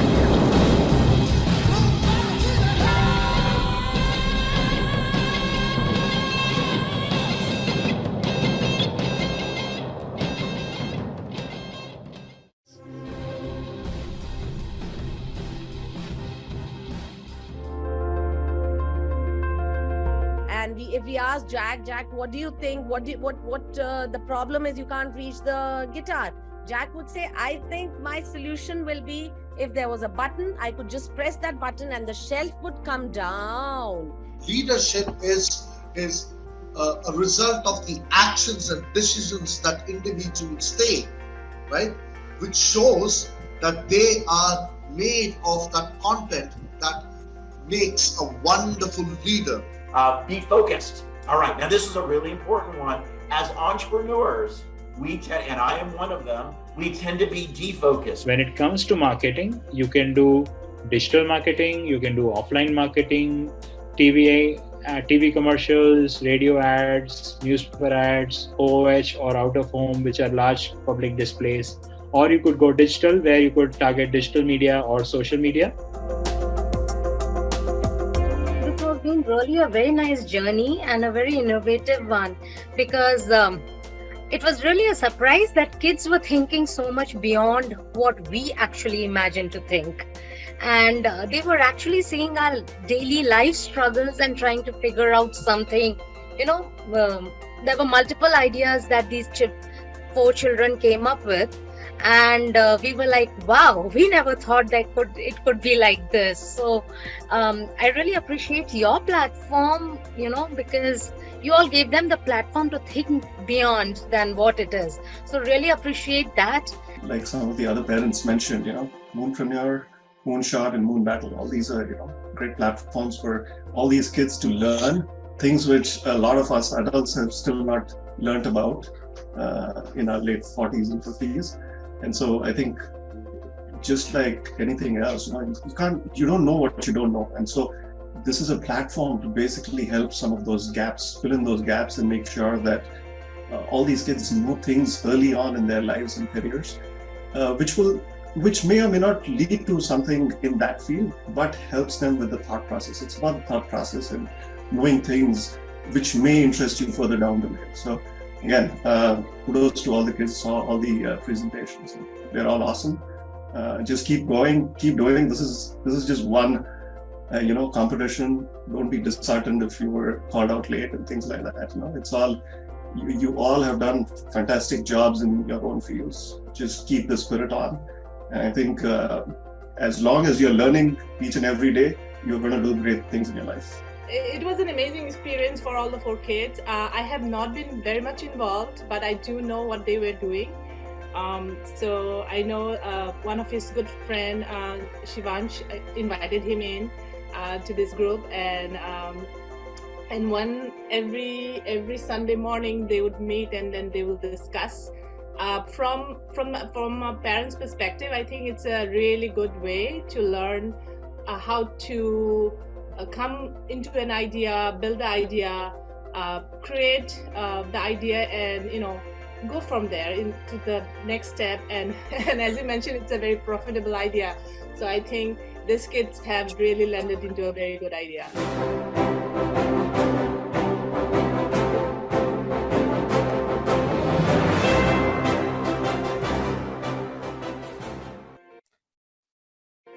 Good luck with the Pitchfest. Thank you, and we look forward to more such events.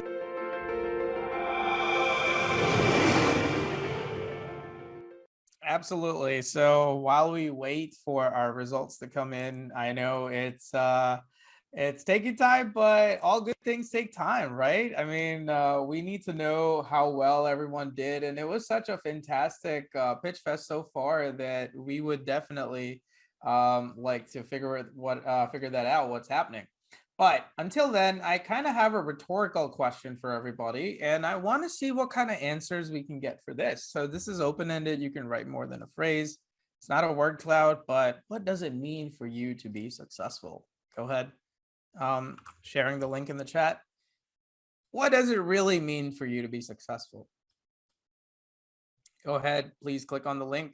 Let's get some open-ended answers. What do you think success means to you? Making a change in the world? Gain an understanding? Earning a lot of money, okay. Means to get recognized for something great. Helping solve a problem, to make people's lives better. Change the world, making good changes. Good sleep with a sweet dream. I like the creativity on that answer. That's so cool. I think I agree with you. Okay, winning. Okay, I see a lot of change the world answers here, and I think we're all in the right place because all great minds think alike, and that's what Moonpreneur is all about, to get you all together so we can all change the world together. To empower others, very nice. I really, really like that answer. That's so, so nice.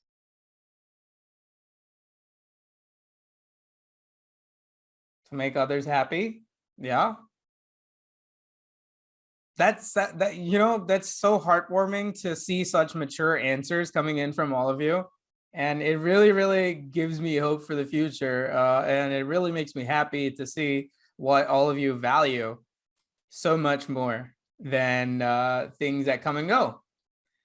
To have, okay, to be helpful, to have more money and fame, okay, nothing wrong with that. Impact a life positively, okay. Make changes that matters and leaves memories, yes, for sure. Definitely agree with that.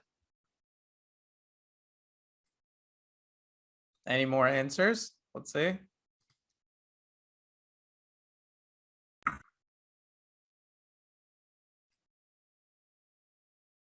All right, so this is really good. And Meher, if any parent want to say anything.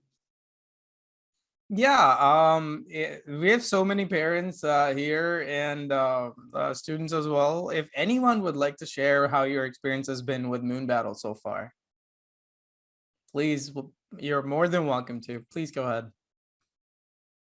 Even if any students want to share, how was MoonBattle for you? How was it attending the sessions and preparing with your teammates? Vedant, would you like to share a few words?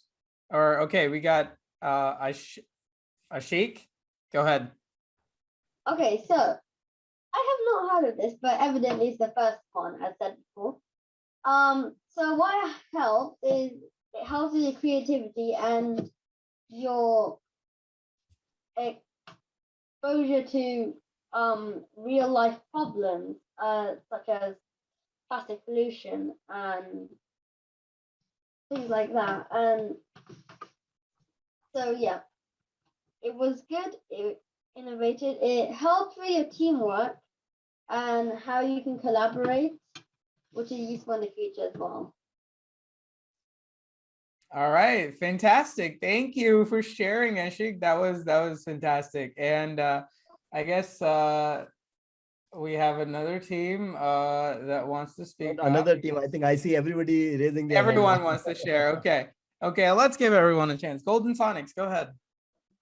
So we're doing MoonBattle. I learned a lot about entrepreneurship, and if I did not participate in this competition, I don't think I would have gained so much knowledge. It was a really fun journey, and it was really fun to present and share, and it gave us an idea of a real big entrepreneurship or business competition. So thank you for teaching us and giving us all this great input. Well, thank you for sharing, Sanvi. That was wonderful. Thank you. All right. So we have Green Giants who want to share. Go ahead. Yeah. So I felt like I had Moonpreneur classes before this, before the MoonBattle, and I felt like during MoonBattle I could actually associate these classes to the MoonBattle. For example, when I built my prototype, I was often associating with my robotics courses, and I took my knowledge from those robotic courses and applied them in the real life. And for example, I also had classes with crowdfunding and getting your product into the open public, and this also helped a lot with my journey. And I feel that MoonBattle really taught me some things, like for example that you should always have one target customer and you should not start with a completely diversified customer base. And I feel MoonBattle taught me a lot of things. That's fantastic. I'm so glad, Sparsh, that you got so much to learn from both your Moonpreneur classes and MoonBattle both, with a double whammy of entrepreneurial learning going on there. Fantastic. Thank you for sharing. Okay, who's next? Okay, Yekta from the Lunatics. Go ahead. Yeah, I felt like when you come into these kinds of competitions, you can really gain a sense of what can I do to make the world better. And it really gets you to think about the problems that the world has. And not only does it teach you entrepreneurship, it also teaches you, it also exposes you to the problems that this world has. And how can I, as an individual, strive to make this world a better place? Beautiful thought. Thank you for sharing that with us. Good job. And yeah, definitely glad that we could inspire that. Ane, go ahead. Okay, Mihir, we are back with the results. All right. All right, the results are here. Ane, would you like to share anything about MoonBattle? What'd you learn? Really, I learned I learned some new things that I really didn't know, like how to become an entrepreneur, and learning, and I like to learn here. Learning is so fun. Learning is so fun in Moonpreneur. All right, thank you for sharing, Ane. And everybody, we have the results with us. The time is here. And to announce the results, I would go ahead and like to invite David Lapati again to do the honors. Over to you, sir. Mihir, thank you so much. I'm so impressed with every person who participated in this pitch competition. You are very curious. I mean, you're very, very observant. You had different kind of experiences in your life, whether you're going for camping or sports, things like that. You have a sense of wonder, and you all seem to be fearless and very optimistic. You're also looked very optimistic, and you're all very joyful, and you all have can-do attitude. We can do this. We will solve this problem. We will make the world better. That type of mindset you all have. So you are all moonpreneurs now. You can really, this program will shoot you to the moon. And Elon Musk is only going to the Mars, but this program will help you to shoot to the moon and to the different planets and asteroids, and also the different planets of the nearby stars. So this is an amazing journey you all had. So you all participated well, and take it as a sport. So we just giving prizes in different categories, but don't get disheartened if you didn't get what you wanted, or you think that you didn't get the first prize or whatever it is. The one thing I noticed in the entrepreneurship is the mindset is what really matters. And I'll give you an example of Federal Express. Fred Smith, when he was in Yale, he did a business plan on the overnight delivery service, and his professor gave him a C grade. So it's a failing grade. But look at Federal Express today, how much it changed our lives, how much it made our lives better. So people might say any kind of things, but it's you and your mindset, your passion and your perseverance. That's what really matters. And you all have it. You all will become very, very successful. You can become a trillionaire, really trillionaire, not even a billionaire, trillionaire. So with all that, so we'll go to the announcement of these awards. So Rishi, would you show the first one? Yeah. So the most innovative idea. The most innovative idea. The team Lunatics, the project is Hydrover. Congratulations. And to add to that day, this team won $100 award. This is $100. This is the most innovative idea. Wow. All right, congratulations, the Lunatics. Can we all have a round of applause?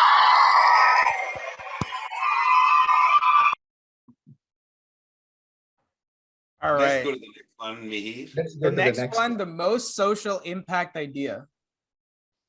Yeah, the most social impact idea, the cool kids, the lightning for electricity. This will change the life of the people who are in the Africa and remote and rural areas of the world. Amazing.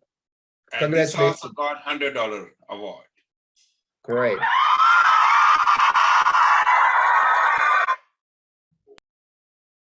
All right, the next category, first runner-up in junior category. Yeah, the team is Valiant Warriors Shoes Chef. This is amazing product. I think it will help a lot of people. So congratulations, Shoes Chef, the Valiant Warriors. All right, congratulations, the Valiant And Warriors. the prize money Well for done. this, the prize money for this team is $150. Wow, it's increasing. Yeah. Okay, let's move on. First prize in juniors. First prize in junior category, Golden Sonics, baby or portable dishwasher. Congratulations. And You the found a prize really amount good here idea. is $250. Wow. All right, congratulations, the Golden Sonics. Super, super well done. First prize winner in junior category. Let's go. All right. First runner-up. Go ahead. Yeah, first runner-up in the senior category and the most likes on Moon Campaign. It's a Green Giants, the plant box. Congratulations. And again, this team won $150 to be the first runner-up and $100 for the most likes. Oh, double whammy. Congratulations, the Green Giants. That is fantastic. All right. And finally, the first prize winner in the senior category and the most views on Moon Campaign. The team is the controllers and the product is Snackbot. Congratulations. And again, this team won $250 as a first prize winner and $100 for the most views. Congratulations, the controllers. Can we get a big, big round of applause for the controllers for today? Congratulations. Amazing, amazing performance by all the teams. That was fantastic. Everyone has done so wonderfully well, and many, many congratulations to all the participants and the winners. A big thank you to all our esteemed guests for joining us and encouraging our young talents. And now I would go ahead and like to invite Vishal Malhotra, the CTO, COO, and co-founder of Moonpreneur, to conclude this fantastic and amazing competition. Yeah, thank you, Mihir. And I would like to first tell every student, you all did wonderful. And you know, this is the first step in your journey towards an entrepreneur or towards having a mindset of an entrepreneur that will help you in even the corporate world. And again, it was not easy to decide by the panelists who is the first, second, or third. It was really very tough competition. Everyone was neck to neck. And it was hard for us to decide. And I would like to thank everyone, all the students for their participation and congratulate every winner. And also thank you, Day. Thank you, the panelists, Deepak, Patrick, Rohit, and Shaurya. And thank you all the parents to take the time out to attend this ceremony today. And thank you again. Thank you very much. Thank you all. Thank you, everybody, for coming in today and making this a giant, giant success. We are so happy with everyone's participation and engagement, and we hope you enjoyed the Pitchfest. This is one of many, many Moon Battles to come in the future, and we hope to see you again very, very soon. Thank you for coming in, everybody. And we hope you have a fantastic, fantastic week ahead. Thank you. All right. Thanks, Meher and team. So I think with that, we conclude the Moon Battle today.